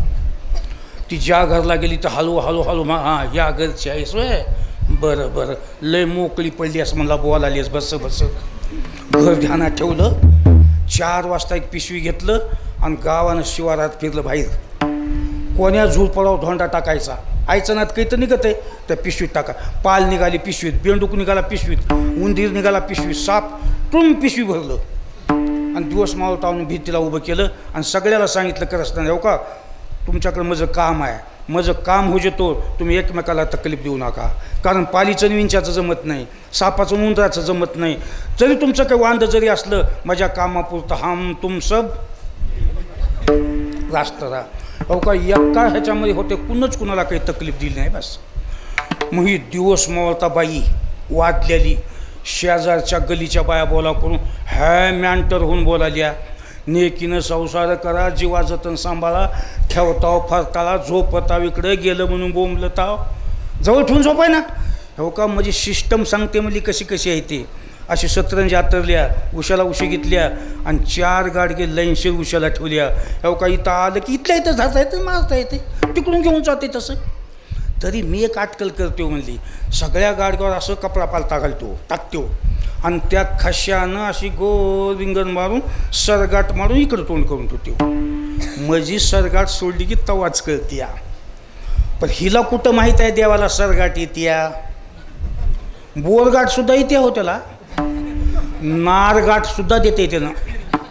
सगळ्या गाठी आहेत की आहेत, काही काढल्या टापूला ह्या गाठी. सरगाट तर घरोघरच आहे, बोरगाठ कशाला असते नाही माहीत. आता वगाराच्या कानीला हो बोरगाठ राहते ती. नारगाठ मोठी सोल किंवा मोठं एखादं गाडीचं ते बांधायचं असतं का नाही, त्याला नार गाठ त्या सगळ्या गाठी त्याला येतात बस. हो असे मी झोपतो म्हणली. मग संध्याकाळच्याला मस्त ते गाडगे 4 उशाला घेऊन झोपली. रात्री 12 वाजता कृष्ण ते उभी केलेली पिशवी घेऊन आलं. अशी लांब सडक झोपली होती. अंगणात येऊन मोठ्यानं म्हणलं, दुपारा लय गर्दा करू लागली होतीस, सासूलावर असलं तर उठल म्हणून. उठली नाही. पाय वाजविलं, उठली नाही. तिच्या भोवताली राऊंड मारलं, उठली नाही. खरंच झोपली याकडे म्हणलं. 4ही माटाचे तोंड सोडले, मोकळे केले. जे होतं दही दूध लोणी सगळं पिऊन टाकलं.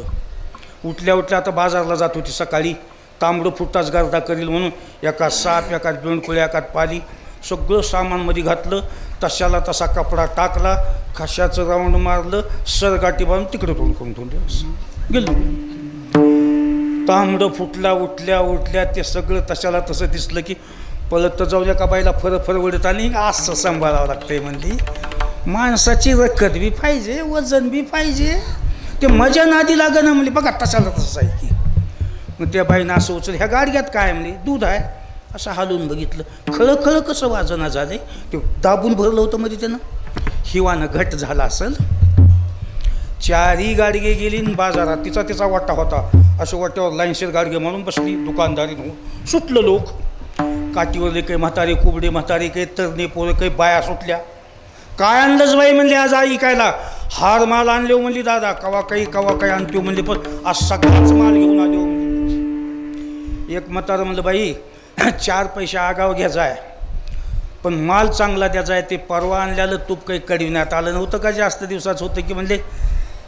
मळमळच केलं, उलट्या झाल्या. कसं असतं बाई, एवढं भारीचं खाल्यानं तर अंगाला भिनावं लागेल की. हो होतंय दादा, धंद्यात कमी जास्त होते, पण आता अंगाला भिनायचाच माल घेऊन आले हो म्हणली. बस दवाखाना गौसला तरच उतरल आता, नाही तर पक्काच भिनत आहे माल अंगाला. होता बी माल तसला म्हणू लागली बी तसंच. बस एक म्हातारं म्हणलं, हे व्यापारी लोक जास्त बोलतात, तिचं तूप असं लावू, इतर बोटा लावून बघून बघा भाव करा. तसं कसं आहे दादा, मी माझ्या ह्या गावात जावाय आहे, लेख आहे.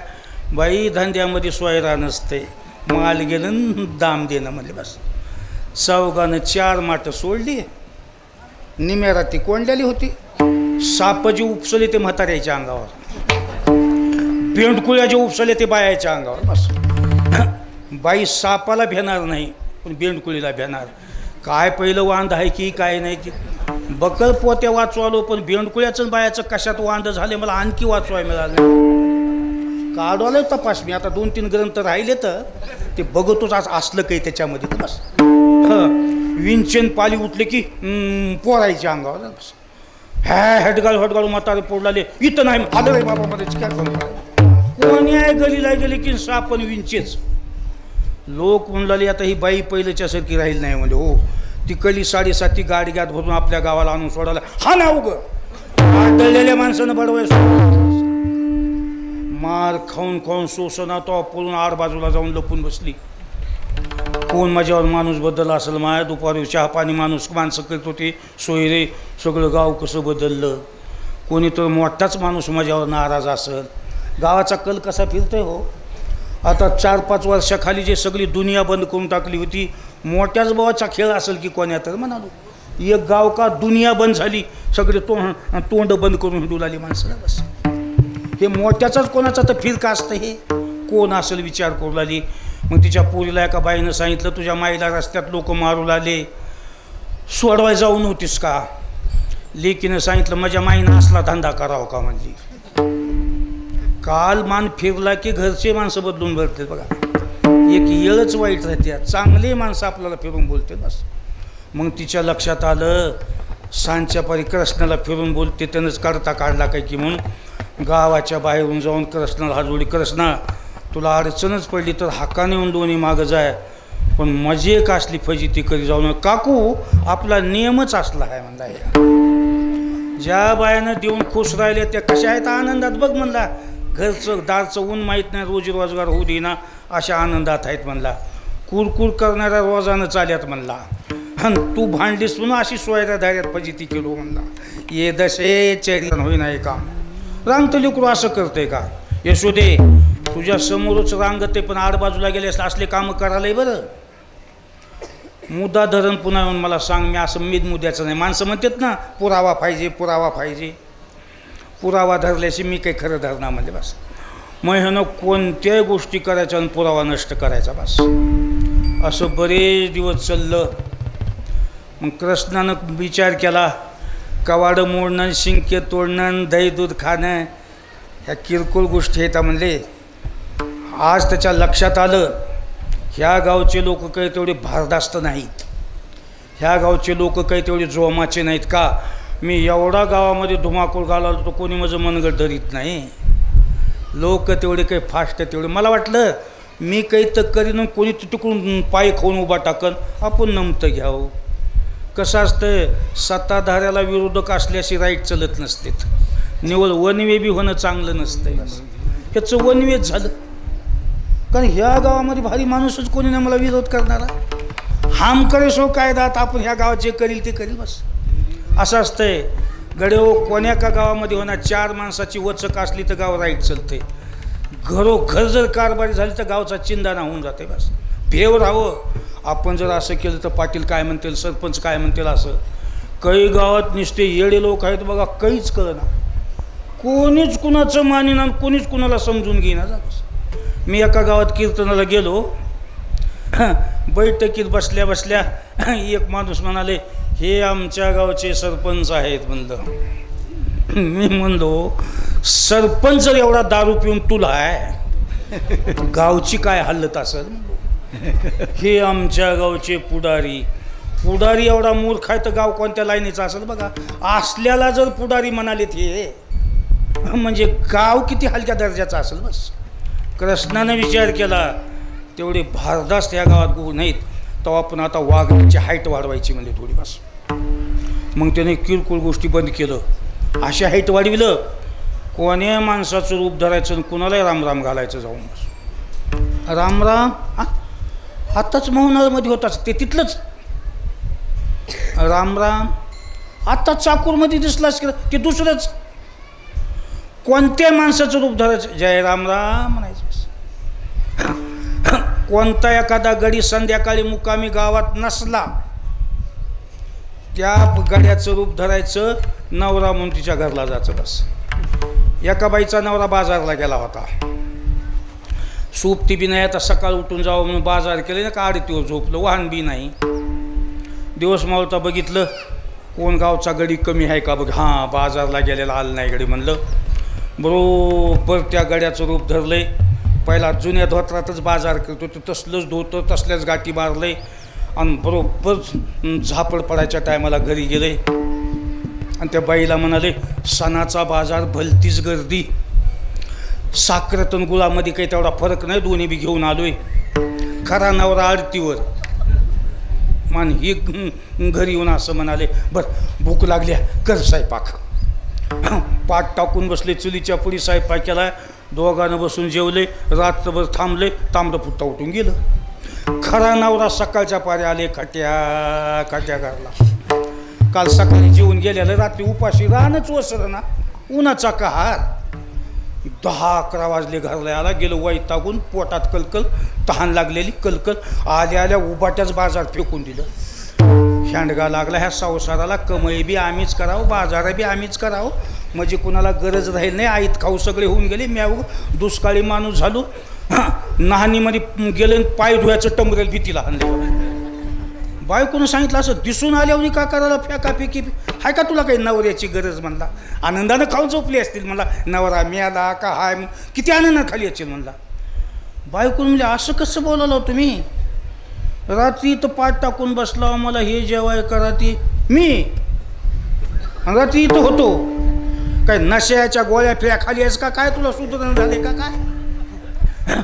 मी तर नव्हतोच की, मग इथं बसून जेवलेलं कोण तो, मला काय माहीत आहे मला कोण होते. 2-4 शेजारचे माणसं पळत आली, ह्याची का किरकिर व्हाली म्हणून. काय चालेल हो का हो, रात्री इथं बसून जेवले, मला स्वयंपाक कर म्हणले. माईच्या आडतीवाल्याला विचारा बघ तिथं होतो का नाही म्हणलं. लोक आहे म्हणजे, जाऊ दे बाई बी तसलीच आहे, पानसट आहे तर म्हणलं ह्याचं काही खरं नाही. त्याला काय माहीत आहे कुठं ना काय मला दिवस. दररोज एक तर वाघ घरी याचा राहतायच की कुठं तर. दुसऱ्या दिवशी पुन्हा बघितला, डोळे झाकून कोणी आले आहे का कमी. एका बाईचा नवरा सोयरिकीला गेला होता. त्यानं तिकडचं मुक्काम केलं होतं. बरोबर त्या बाईच्या नवऱ्याचं रूप धरलं ना आलं घरी. आणि मोठा आलिशान म्हणाले, पोरगं चांगलं आहे, पोरगी देवाच म्हणालो तिथं. अजून काही बोलाबोली झाली नाही, पण बैठकीत 10,000 इकडे की तिकडं. कर बरं स्वयंपाक, भूक लागली आहे. जेवले, रात्रभर थांबले, तांबडं पुट्टा उठून गेले. खरा नवरा सकाळच्या पारी आले. आल्या बायकोला म्हणाले, उग लोक म्हणले सो पोरग बघा. काय त्या पोरात कळा म्हणला, 3दा नापास झाले म्हणला, घरी बसून परीक्षा द्याले. घर बघायला गेलं तर झोपलं तर पाय इकड्या भीतीला आणि डोकं इकड्या भीतीला लागाले. मग घर तर आहे त्याला. मिरच्या लाव काय नाव आहे नका रान नाही. 2 वर्ष लग्न थांबवायचंच, पण तसल्या पोराला पोरगी देई ना बघा. बायको म्हणली, तुम्ही काही पाणी पाणी पिऊ बोलता हो का? हां, का तुम्हाला ढब लागली संध्याकाळी एक दिवसाचं एक बोल. काय बोललो म्हणलं आम्ही. आता रात्री इथं मला म्हणलं की पोरगं चांगलं. मी तुला इथं रात्री बोललो का? ढोका ठिकाण्यावर हाय का भाऊ चलीस म्हणला. मी इथं नव्हतोच की म्हणला. बस असं जवळजवळ 14 गाव कव्हर केलं बघा ना. 14 बस.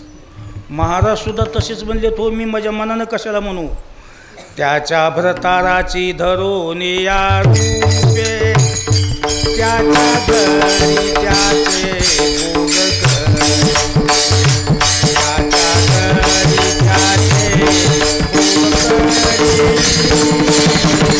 त्याच्या घरी त्याचे भोग कर, त्याच्या घरी त्याचे भोग कर.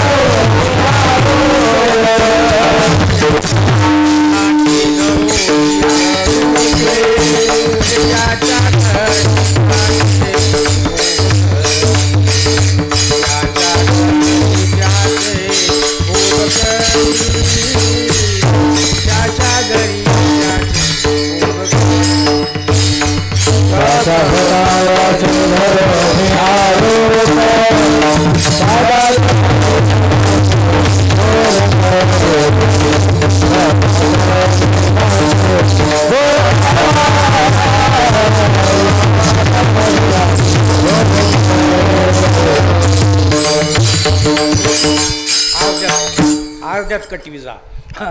जवळजवळ 14 गावं कव्हर केलं. 14 कुणालाच मिळ लागणार काय भानगड आहे बस. पण त्या गावामध्ये एक बाई चॅप्टर होती. कोण्या गावामध्ये एकतर बाई चॅप्टर होत्या. तिला सगळ्या गावामध्ये कुठं काय चालेल सगळा पत्ता असते. कुणाच्याही घरला झाला तिला परवानगी. वरला कडल्या गलीला जाणार, तिथलं काही कुणाचं काही चाल आहे का उचलणार, रस्त्यात येणार पदरचं टाकणार, खाल्ला कडल्या गलीला फुकणार, नवऱ्याला म्हणणार बायकोकडे ध्यान ठेवी, बायकोला म्हणणार नवऱ्याकडे ध्यान ठेवी. दोघाचा वाद सुरू झाला की माहेरला निघून जाणार. एकतर चॅप्टर राहत्या गावात बाई. आता मोठ्या गावात 2-4 राहत्यात, पण एकतर राहत्या कुठं. तशी त्या गावामध्ये एक बाई चॅप्टर. तिला सगळं माहीत, कोण कराले कशासाठी कराले, पण तिनं कुणालाच काही म्हणली नाही. एके दिवशी काय झालं, 2-3 लग्न होते गावात. काही गडी गेली लग्नाला. जवळच एक बाजार होता. उरलेली गडी बाजारला गेली आणि दुपारून उरलेली गडी ढोरं सोडून शेताला गेली. प्युअर गावात बाया राहिल्या. घरं गावात फिरली की सगळ्या बाया जमा केली आणि सांगू लागली, कशासाठी बोलली हो तुम्हाला मी, 6 महिन्यापासून आपल्या गावात जे चालय, कोण करायला कसं सगळं मला माहीत आहे, म्हणून तुम्हाला मी सांगितलं आहे. आना शपतावा सांगते, गड्याला कळू देऊ नका. माणसात माणूस आहे ना, रक्तपात होते बरं. मग सगळ्या बायांना आना वाहिल्या आणि सरळ सांगितले, नंदाचं श्रीकृष्ण कराले. म्हणजे मग असं आहे का? हो. आता त्याच्या माईला जाऊन वॉर्निंग द्यायची. तिनं जर धरबंधन केलं बरं, नाही तर वाड्यावाल्या बाया जिकडे तिकडे गट तयार करायचं, त्याला जोडपून मोकळं करायचं. म्हणजे बस उठल्या सगळ्या बायान गेल्या यशोदेकडं. यशोदे अंगणात बसली होती. सांग यशोदे री, तुझ्या नगरीत कसं गावात नांदावं सांग. आता सगळ्या गावच्या बाया गरजा दाखवला. यशोदा कुणाला बोलून हात जोडून बसली. आता गावचा मोर्चा तहसीलवर गेला. तहसीलदार काही गचाड्या देते का? वरी पाठवतो प्रस्ताव, कळवितो वरी, धक्काबुक्की केली की जोडपून मोकळं करतात. तशी यशोदा खामोश. बायानं सांगितलेली अकराला सांगितलं नाही काही नाही, चला आपल्या आपणच बघूत म्हणून निघाल्या तिथून. मग चौकामध्ये गर्दा करू लागल्या. मग त्या गावामध्ये काही खानदानी बाया होत्याच की, हो का, गलगल करू नका, गावचं काम आहे. उद्या आपलाच नातू असला निघालं तर व जा गपचूप घरला, होता होता होईल. काही शहाण्या बाया, हुशार खानदानी बाया गपचूप घरी निघून गेल्या. एक बाई भलतीच तापड, मला असलं जमनान, मला असलं कपनान, माझ्या माहेरात असलं नाही. ही काही नानू झाली का? घटकाभर ह्या गावात आहे ना, पाणी पिणं फनफनच करू लागली. तापल्याला तव्यावर पाणी पडल्यावर लाल डोळे केली. मला इथं घटकाभर राहायचं नाही, असली कुठं नाननुकन असलं कुठं गाव राहते का? गेली नवऱ्यावर उपसली. कसलं तुझं गाव असलं म्हणली, हा ह्या गावामध्ये माणूस की म्हणली, घटकाभर इथं राहणार, तू येणार आहेस का कसं सांग माझ्या संग? ते बी थरथर कापू लागलं. तू गेल्या सिंगल राहून इथं काय करू म्हणून लागलं. ते आण बैलगाडी म्हणली, सगळा पसारा घेऊन गावाच्या बाहेर जायचं, ह्या गावात नगच मला राहायचं म्हणली. गेलं बैलगाडी लावून आणलं, घरातला सगळा पसारा भरला मध्ये. बाजावरी पालत्या घातल्या, अन्न पालत्या घालून पुन्हा दुसऱ्या खेपत न्यावं म्हणलं. लेकरवरी बसलेत, नवरा गाय बसले, निघाले पसारा घेऊन गावावर. मग असं कृष्ण पवळीवर बसलं होतं आणि त्याच्या समोरून अशी गाडी निघाली. कृष्णाने विचार केला, आपल्याच राग घर उठलेलं दिसालंय म्हणलं. आहे अवघड झालं हो म्हणलं. घर उठीने का चांगलं आहे का हो? देव जरी झालं तर काही संविधानाच्या बाहेर जाते का? पंतप्रधान जरी असलं तर संविधान आहे म्हणालो त्याला सुद्धा. देवाला सुद्धा कानून आहे, देवसुद्धा मनानं काही करणार. काय अवघड झालो हो म्हणलं हे. कारण ह्या दोन तीन गोष्टी कुणाच्याच हातानं घडू नाही लागत्यात. घर उठविणं, अन्न पाणी उठविणं आणि कुणाचं नान्न उठविणं, ह्या गोष्टी कधी चांगल्या नाही. तर ह्या गोष्टी कधी सुख देत नाही. कधी जरी झालं तर आपल्या गावचं जर घर उठून जाऊ लागलं, पोलीस पाटलाची सरपंचाची कमी इज्जत जाते का? ह्या गावात काही तर ताप आहे तो उठून चाले म्हणते बस. तर कोणी उठून जाऊ लागलं ताबडतोब दखल घ्यावं लागते. काय अडचण आहे ते आम्ही करतो, जायचं नाही म्हणावं लागते बस. गावातले माणसं उठून जाणं म्हणजे गावची कमीपणा झाला गावचा. असं गाव चालवावं लागते पोलीस पाटलानं सरपंचानं. तर बाहेरल्या लोकांना म्हणावं तिकडलं इकून येऊ का हो, इथं लय लोक चांगले आहेत, तो मला इथे या वाटाले म्हणावं. असलं गाव चालवावं लागते. पोलीस पाटीलच म्हणाले तुला तर खप येतोच र, सरपंच म्हणाले तुला तर उठीतोच र. दोघंच राहा गावामध्ये, दोघंच हाकाला सगळेच माणसं बस. माणसं जोडाजोडी करावं लागत्या, जोडाजोडी बस. हो हां, म्हणून घर खबरदार कोणत्या गावचं कुणा उठू नये बस. कुणाचं अनपाणी बी उठू नये. कुणाला नोकरी लागली असल्या करून खाऊ द्यावं, व काड्या करून त्याची नोकरी घालू नये बस. हे बी पापच आहे. आणि कुणाचं नाणंसुद्धा उठू नये. नवरा बायकोचा आनंदानं चला असलं तर काड्या कशाला करावं? मी कुणालाच कीर्तना सांगतोय बघा, खरे जर मायबाप असतील त्यानं सुनाला आणि लेकाला असं बसवावं. आणि दोघाला म्हणावं, सुनाला म्हणावं तुला नवरा पसंत आहे की हो, तुला बायको पसंत आहे, दोघं आनंदाने ह्या घरात संसार करावं. कुड घालून आम्ही इथं राहतो. लेकाचा आनंदाचा संसार आम्हाला बघायचा आहे म्हणावं. त्याला म्हणावं लागतात मायबाप. त्या दोघाचं जमत नसलं तर ह्या मायबापानं दडपण आणून संसार लावावा लागते बस. पोरगी तिरपट जर करू लागली, सासूनं म्हणावं लागतं हो साधा आहे बोळा आहे. लग्नाच्या आधी लग्न लागले गपचूप नांदायचं बस. आणि म्हाताऱ्यानं ह्याला दाबावं लागतंय, काळी गोरी लग्नाच्या आधी असत्या, लग्नाला गपचूप ना ठेप्याला लावावं लागते. ठेप्याला तोंडा दात नाही, नीट चलाय ना. आणि म्हातारी म्हणाल्या जमायचा काही वाण नाही, उगं जिकडे तिकडे करावं. हेच कर आता म्हातारपणाला, मारता मारता जिकडे तिकडे. कुणाकुणाचे जिकडे तिकडे करतेच बनवलं तू बस. जोडायचं बघा, जोडायचं कुणाचं मोडायचं बघू नका. कारण एक दोन पोरं मला म्हणले हो महाराज आमचं नवरा बायकोचं काहीच वांदं नाही हो म्हणला, आमचा संसार आमची मायच होऊ देईना झाल्या. आता त्या माईला खंदून का पूर्णच म्हणलं यारवाळी. लेकाचा संसार मोडणारी माय राहते का म्हणालो. खबरदार कोण्या सासूनं लेकाचा संसार मोडायच्या भानगडी पूर्ण नाही. ह्याच्यावर पापच कोणतं मोठं नाही. कोणतंही जोडायचं बघा बस. कृष्णानं सुद्धा तोबा तोबा चुकली गोष्ट म्हणला का घराघराग उठू असं देखत गाडी निघाली हो. आता थांबा थांबा म्हणून का तावलेले आहेत, गौसलती घेऊन आणतील म्हणलं. आता देखत गाडी गेली अशी खारीमध्ये पलीकडे गाडी गेल्या कृष्णानं सांगितलं गावाला घर उठू द्यायचं नाही मला, काही बी होऊ जा म्हणून इथून बसल्या बसल्या प्रस्ताव चालू केलं त्यानं. त्या लेकराला तहान लावलं. ते लोक म्हणलं आई मला पाणी प्यायचं आहे, तहान लागली. सोन्यासारखी लेकरं म्हणली अन्न पालते घालून ठेवले.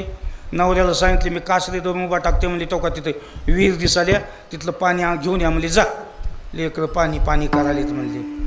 म्हणून बैलाचे कासरे धरून थांबली. ह्यानं पाणी घेऊन विहिरीला तांब्या घेऊन विहीरला गेलं. ती पायऱ्यानं उतरायची विहीर होती. 2-3 पायऱ्या उतरून भीतीच्या आडवं गेलं. या कृष्णानं त्या बाईच्या नवऱ्याचं रूप धरलंय.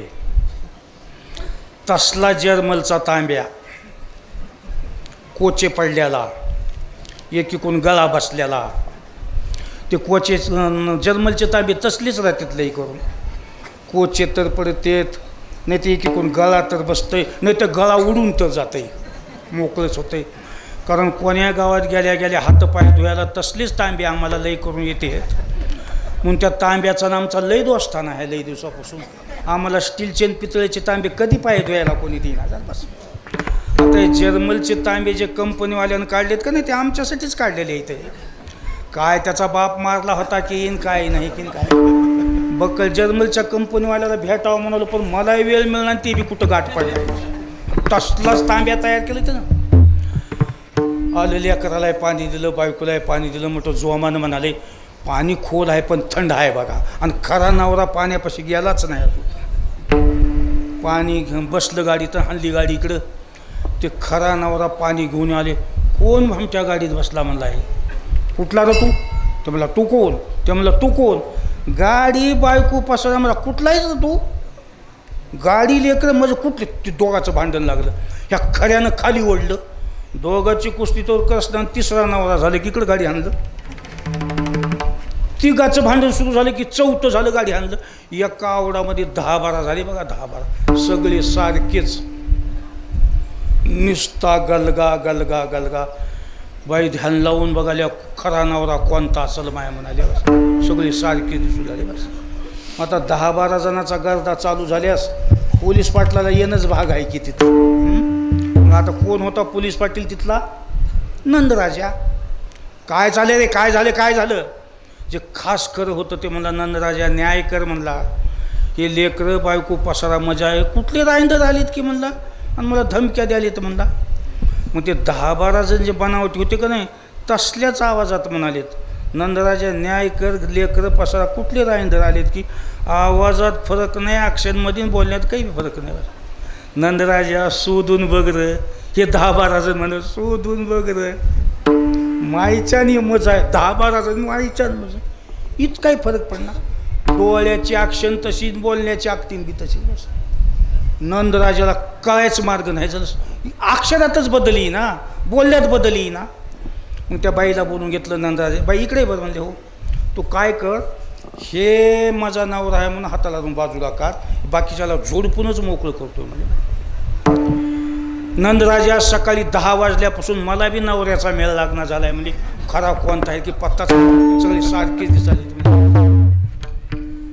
नंदराजानं मला तुझ्या नवऱ्याची तुला काही खून नाही का, ओळखूयाचं नाही का खूनवर? किंवा दिवाळीला तर उघडं झाल्यास पाठ घासली आहेस का नाही त्याची म्हणल्या. तू काही खून आहे? हाय की खून म्हणली माझ्या नवऱ्या. हो माझ्या नवऱ्याच्या डाव्या खोब्यावर काळा चकता आहे म्हणजे. हो हो हो गौसत आहे नवरा काळा चकता आहे म्हणजे. बस कळतंय नवरा म्हणजे. मग नंदराजानं सांगितलं त्या सगळ्याला तिकडं तोंड करा. आणि मी काय म्हणतो त्या ऐका. सगळ्यांनी शर्टाचा पालो वर करून डावा खोबा दाखवा. सगळ्यांनी शर्टाचा पालो उभा केला, डावा खोबा दाखवला. सगळ्याच्याच खोब्यावर काळा चकता एकाकडून. बाई लांब जाऊन बसली झाडाखाली. गेला नवरान काय आता म्हणजे. बस पत्ताच नाही त्याचा. बस म्हणजे खास खरं जे होतं तर नंदराजा थोडा विचार कर माझा. माईच्यान मजा आहे र. हे 10-12 जण विचार कर, माईच्यान मजा आहे र. तुला कोण्या देवाची शपथ व्हायल्यास नंदराजा खरं वाटते. 10-12 जण कोण्या देवाची शपथ व्हायल्यास. नंदराजा एवढा गावचा पाटील पण डोसकं खाजू लागले. डोक्याच्या व्हायची गोष्ट नाही ना, ह्याला धर बंधन करावंच लागेल काही ते म्हणले. मग तिथे एक 12 हाताची भिंत होती. सगळ्याला सांगितलं मी काय म्हणतो ते माझ्या आवाजाकडे लक्ष द्या. ही समोर 12 हाताची भिंत उभी आहे. ह्या भिंतीच्या पलीकड उडी टाकून जाईल त्याला बायको लेकरा पसारा मिळेल, जात नाही त्याला मिळणार नाही. जे खास खरं होतं त्यानं निहाळून भिंतीकडे बघितलं असं जात नाही उडी म्हणला गेली बायकून काय आता मला काय बघत बघत देहा दुपारा बायको हानली हो म्हणला बदमाश आहे ना पत्ताच लागू देत नाही म्हणलं कसं विठाला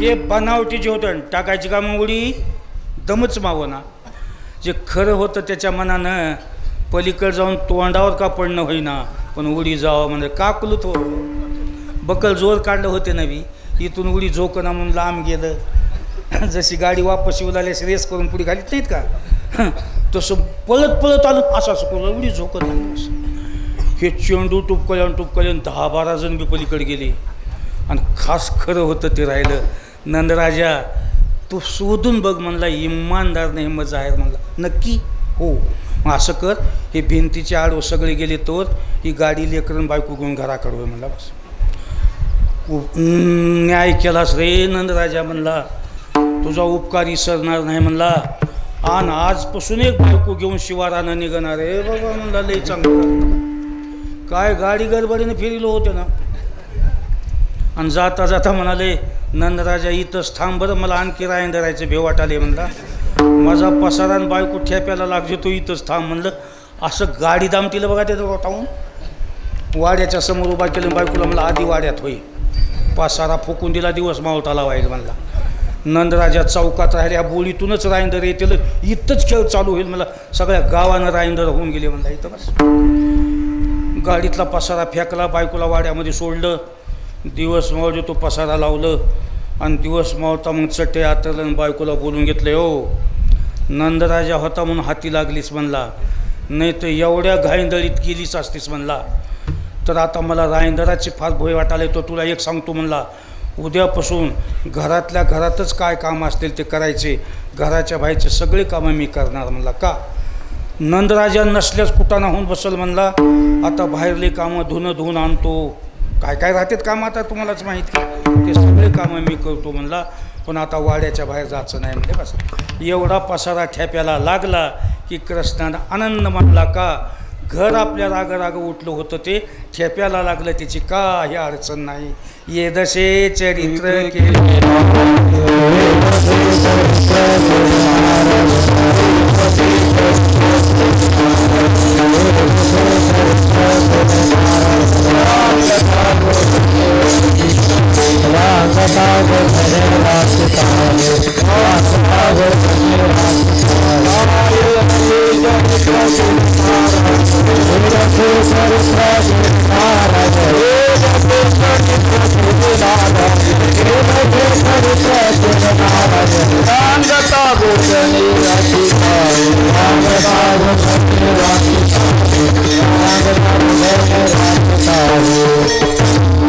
ठेप्याला बसलं तिसऱ्या दिवशी नंदराजानं कृष्णाला बोलून घेतलं कृष्णा परवाला जी आपल्या गावात जी घटना घडली एका बाईच्या नवऱ्याचे रूप 10-12 जणांना जो जे दहशत निर्माण केली हे बार आपल्या गावात होऊ शकते त्याच्यासाठी हेला ताबडतोब तपास लावून अटक करणं महत्त्वाचं आहे म्हणजे बस माणसं बरोबर घे पैसे काय काढायचे ते हे ताबडतोब लोक दहशतवादी असू शकतील अतिरेकी असू शकतील नक्षलवादी असू शकतील हे बार असं होणं नाही जा म्हणजे कोण आहे ते तपास काढा एकदम हसलं हसाय काय झालं तुला हे निपटून काढायचे सगळे हे नको आहेत असले अतिरेकी हे दहशतवादी नक्षलवादी नको आपल्या भागात पैसे घे तुला हसाय काय झालं बाबा म्हणला मी माफी मागून बोलू का म्हणला बोल परवाला जी घटना घडली की नाही ती मीच घडून आणलो होतो म्हणला म्हणजे परवाच्या दिवशी तू त्या बाईच्या नवऱ्याचे रूप धरलास धरायला 6 महिन्यापासून चालू केलो आहे म्हणला पण उघडा परवाच्या दिवशी पडलो आहे म्हणला ही घटना जुनीच आहे म्हणला पण उघड केला परवाला आली बरं मग असलं चालू केलं आहेस म्हणा सध्या त्याच कामावर आहे म्हणला मी मग नंदराजानं सांगितलं तुझे हाडं निबरलेत वाटाले बस बाळ राहील नाहीस तू. असा खेळ कोण करतं? हे निबरलेले हाडवाले. म्हणून तो मायबाप म्हणते त्याला भाजायचं. बघा भाजायचं कशाला म्हणते? लग्न करा. का? हाडं निबर झाले की असले नखरे करते माणूस. एकदा भाजलेली वस्तू ठिसूळ होत असते. लग्न झालं की भाजलं म्हणजे ठिसूळ झालं, डोळा उचलून बघत नाही. आता ह्याला गावात ठेवीत नाही म्हणजे तू. बस कृष्णा, आता तू गावात ठेवण्याच्या लायकीचा राहिला नाहीस. रोज भानगडी करशील. मग आता मी गुराखी ठेवायचं बंद करणार. रोज तांबडं फुटा उठून दूध काढून झाकून ठेवायचं आणि गाई सोडायच्या. दिवसभर गाई राखायच्या. माणसं झोपल्यासच गावात त्याचं लोकाचा तुझा समन नको. मला कबूल आहे पिताजी म्हणलं. नमस्कार केलं. मग सगळ्या गावानं फिरून आढळलेल्या माणसाला सांगितलं, गडे हो आता उद्या दिवसभर गावात नाही. आता इथून पुढे मला हातपारची नोटीस लागली आहे म्हणले. का? गावबंदी केलेली आहे म्हणले. मी आता गावात दिवसाचं कधीच राहू शकणार नाही. मग काय करणार? उद्या जाईन मी.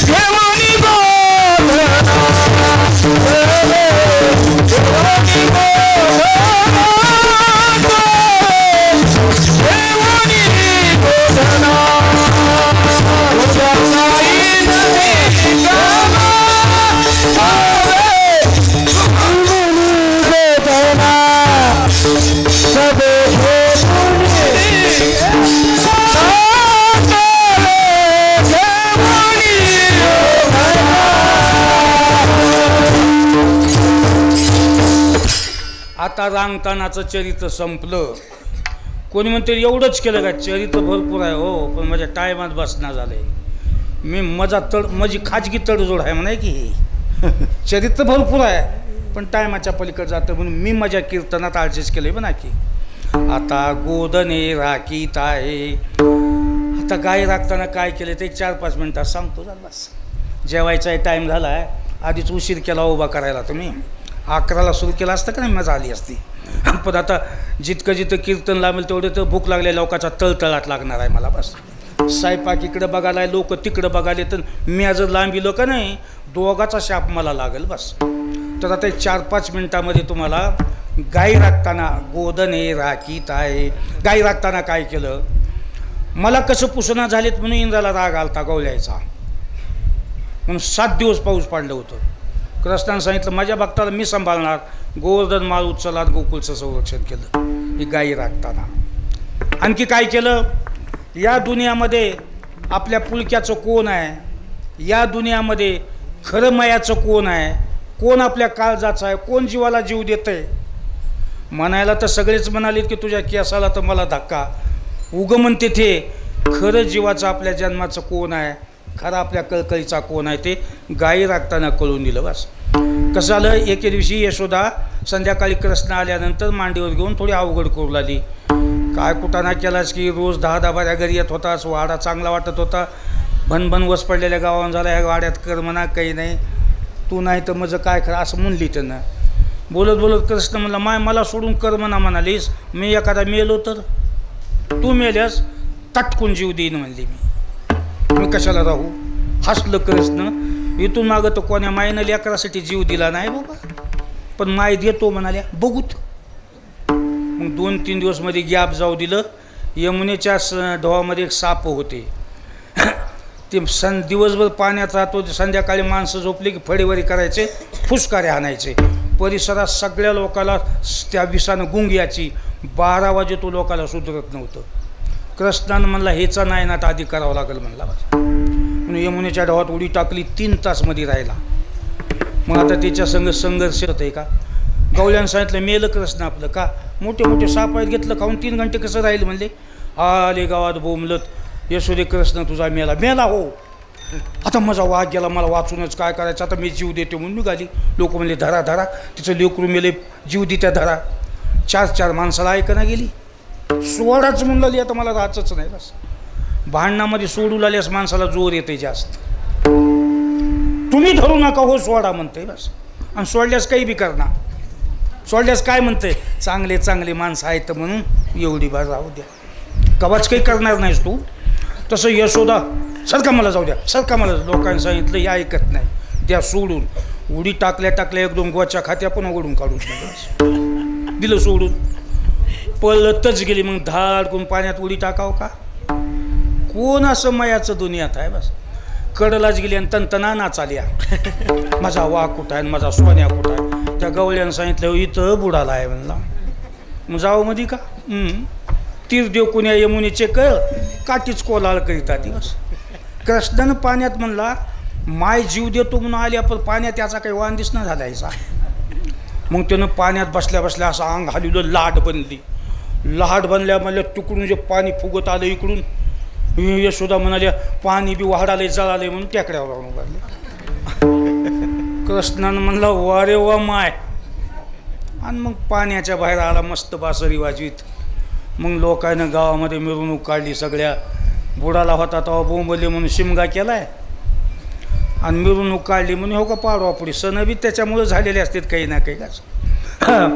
आणि मग पुन्हा माईला व्यवस्थिशीर बसून 2 गोष्टी सांगितलं. मला माय माझ्या 2 गोष्टीवर तू लक्ष दे म्हणला. या जगामध्ये कोणी कुणाचं नाही म्हणला. माय म्हणलाली तू बुडालं म्हणून मला कसं किच वाटलं, कर म्हणा गेलं, उगं इवळू नको म्हणला. मला सगळं कळालं म्हणला तुझं. गुडघ्या इतक्या नका पाण्यात आली नाहीस म्हणला. सांगतो तुला म्हणला इथं येताना बी एकट्यानंच यावं लागते म्हणला माय, आणि जाताना बी एकट्यानं जावं लागते. काय पाप पुण्य करायचं ते एकट्यानंच करावं लागते आणि त्याची सदा एकट्यानंच भोगावं लागते म्हणला माय. तर माय तुला मी निक्षून सांगतो म्हणला, माणूस मेलं त्याला 10-12 दिवस यमपुरीत हिशेब द्यावा लागते माय. आणि तिथून पुढे भक्ती केली असली तर जन्म मिळते, नाही केली तर 84 फिरावं लागते. तर माय रोज देवाचं ध्यान करी जाय, देवाची पूजा करी जाय.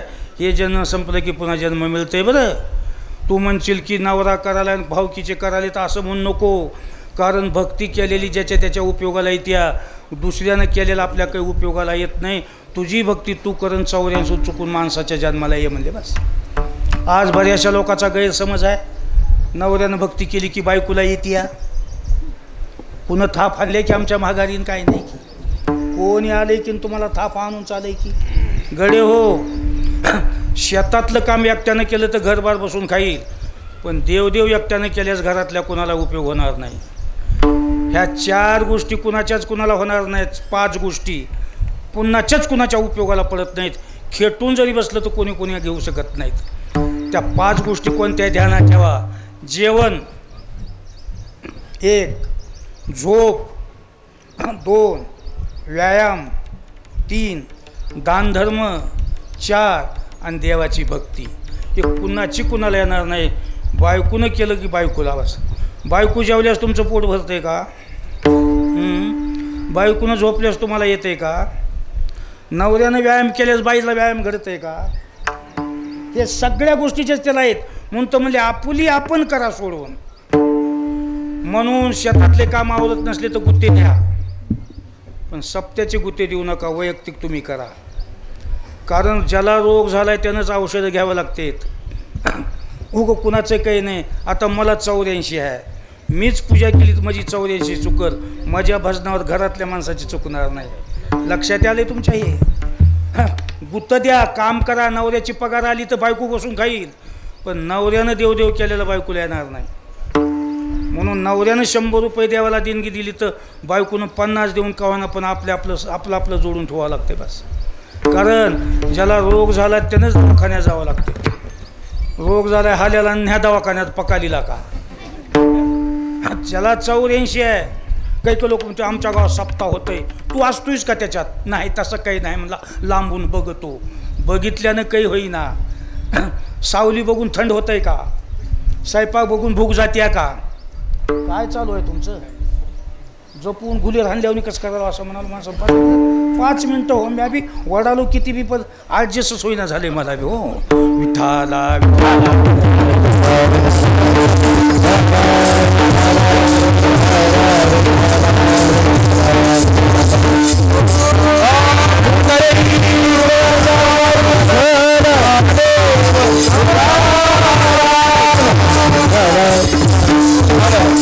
भक्तीच्या बाबतीत पोराचं बापाला येणार नाही, सासूचं सुनाला येणार नाही, बायकोचं नवऱ्याला कुणाचंच पदार्थ कुणाला येणार नाही.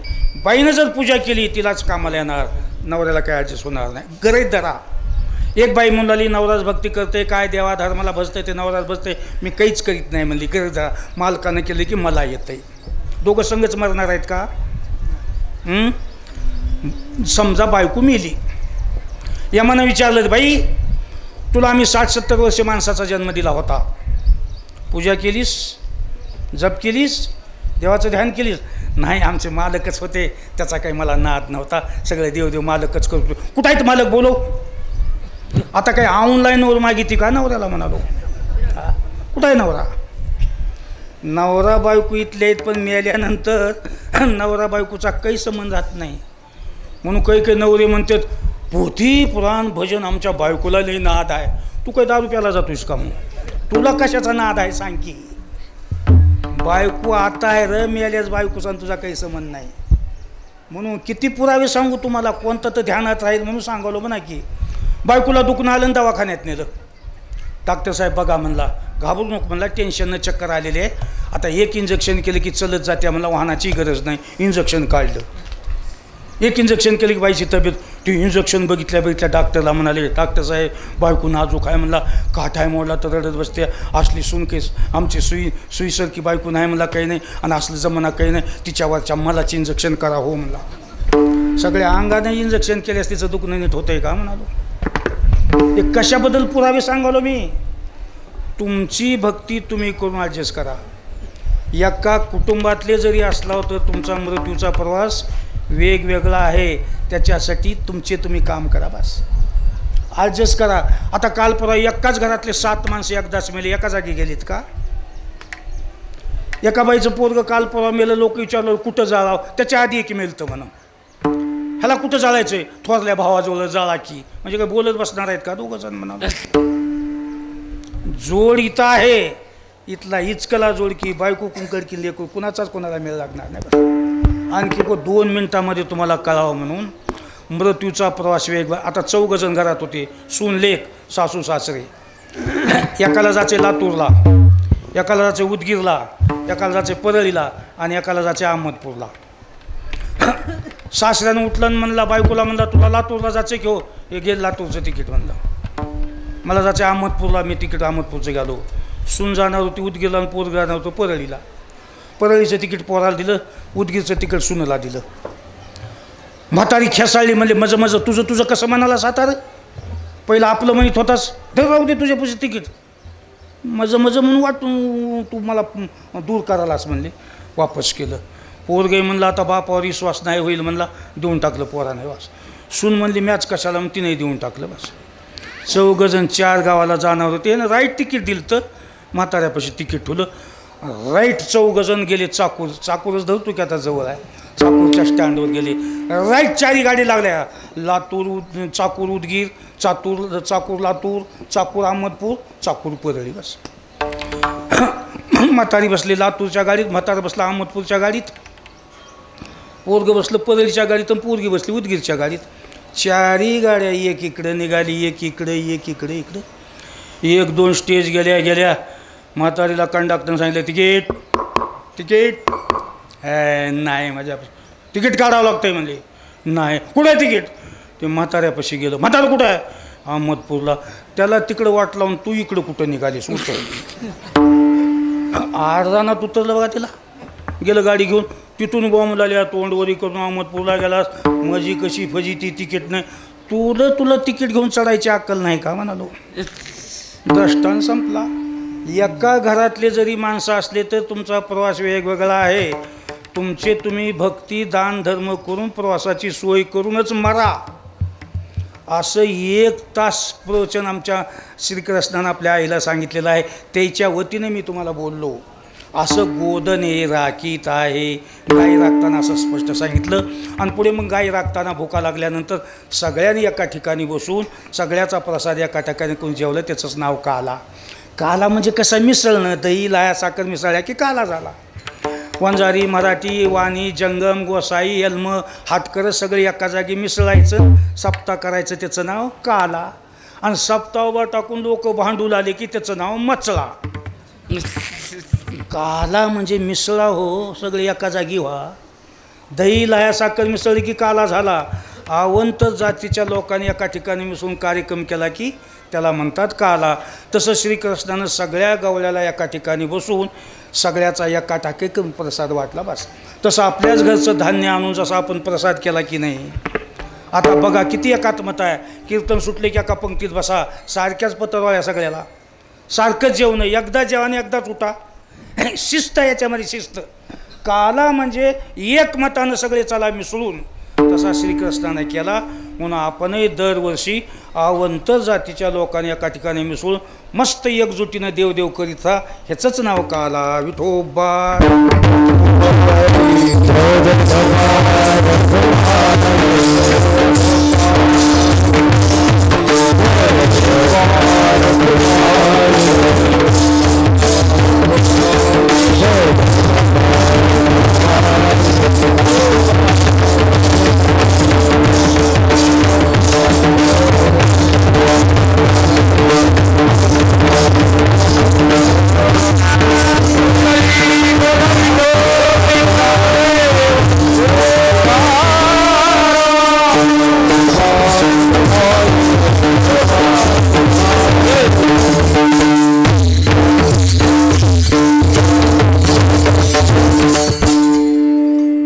काल्याचा प्रसाद प्रत्येकाला बसल्या ठिकाणीच मिळेल.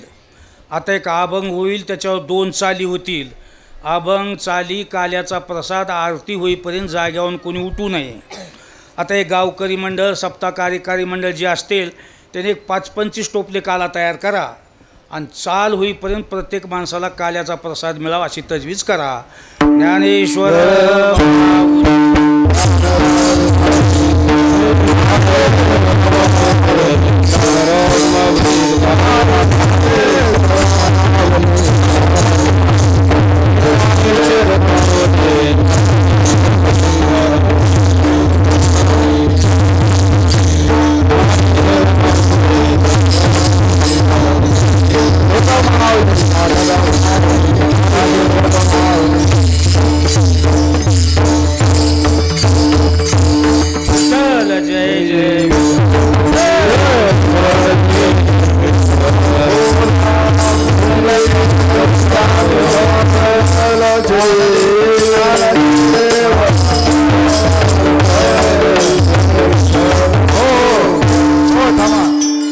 गाडगा बांधून घ्या बाळू. थांबा थांबा थांबा. इथं गाडगा बांधा हे आले. दही अंडी फोडायचे का? हा मग घेऊन या चटकन. कंठी धरिला कृष्ण गाव